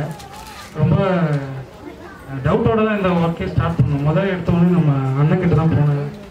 அண்ணன் இந்த மாதிரி பண்ணணும் சாருக்காக அப்படின்னு சொல்லிட்டு கேட்டேன். அப்போது அண்ணன் எதுவுமே யோசிக்கல. உடனே இது பண்ணுறா சூப்பராக இருக்குன்னு முதல்ல பண்ணுறா, இதுக்கான வேலையெல்லாம் முதல்ல ஸ்டார்ட் பண்ணு அப்படின்னு சொன்ன குரூப் தான் முதல்ல சொன்னார். அதுக்கப்புறம் என் நண்பர்கள்கிட்ட சொன்னேன். இதில் யாருமே இது ரொம்ப பெரிய வேலை, இதை பண்ணாது யாருமே சொல்லலை. எல்லாருமே முதல்ல பண்ணு, இதுக்கான வேலைகள் என்ன, உனக்கு என்ன தேவை, அதுக்கு நான் என்ன வேணால் நான் பண்ணுறேன் அப்படின்னு ஃபோன் போட்டு இது வரைக்கும் நான் யாரையுமே பார்த்ததில்ல. என் அக்கௌண்ட்டுக்கு அவ்வளோ பேர் ஒரு வாரத்தில் அவ்வளோ காசு போட்டு விட்டாங்க. நீ எங்கே போன என்ன பண்ணணும் எல்லாமே பண்ணு, சாருக்காக எல்லாமே பண்ணுன்னு சொல்லிட்டு அவ்வளோ பேர் போட்டிருக்காங்க. எனக்கு இப்போ கூட ஒருத்தர் யாருன்னே தெரியல, அக்கௌண்ட்டில் 5000 ரூபா போட்டிருக்கேன், இதுக்கான வேலைகள்லாம் பார்த்துக்க அப்படின்னு சொல்லிட்டு போனாங்க. நான் அக்கா கிட்ட ஒரே வார்த்தை தான் சொன்னேன், சார் என் கூடவே இருக்காரு, நீங்கள் எதுவும் பயப்படாதீங்கக்கா, ஏன்னா இது கண்டிப்பாக என்னால் முடியும் பண்ணிடுவாங்க நான் அப்படின்னு நினச்சி ஆரம்பிச்சது தான்.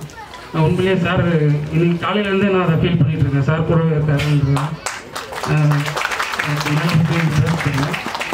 இதில் வந்து நான் மட்டும் இதில் பங்கெடுத்துக்கல, என் கூட கிட்டத்தட்ட ஒரு 20 பேர் இதில் ராவும் பக்கம் வேலை பார்த்துருக்குறாங்க.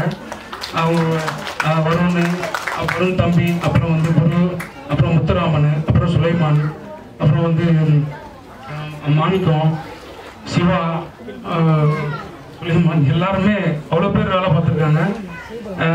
இன்னும் என்ன நைட்டு கூட 2 மணிக்கு ஃபோன் பண்ணி கேட்பாங்க, என்னப்பா போயிட்டு இருக்குது, என்ன பண்ணிட்டு இருக்கீங்க, என்ன அடுத்துன்னு கேட்பாரு.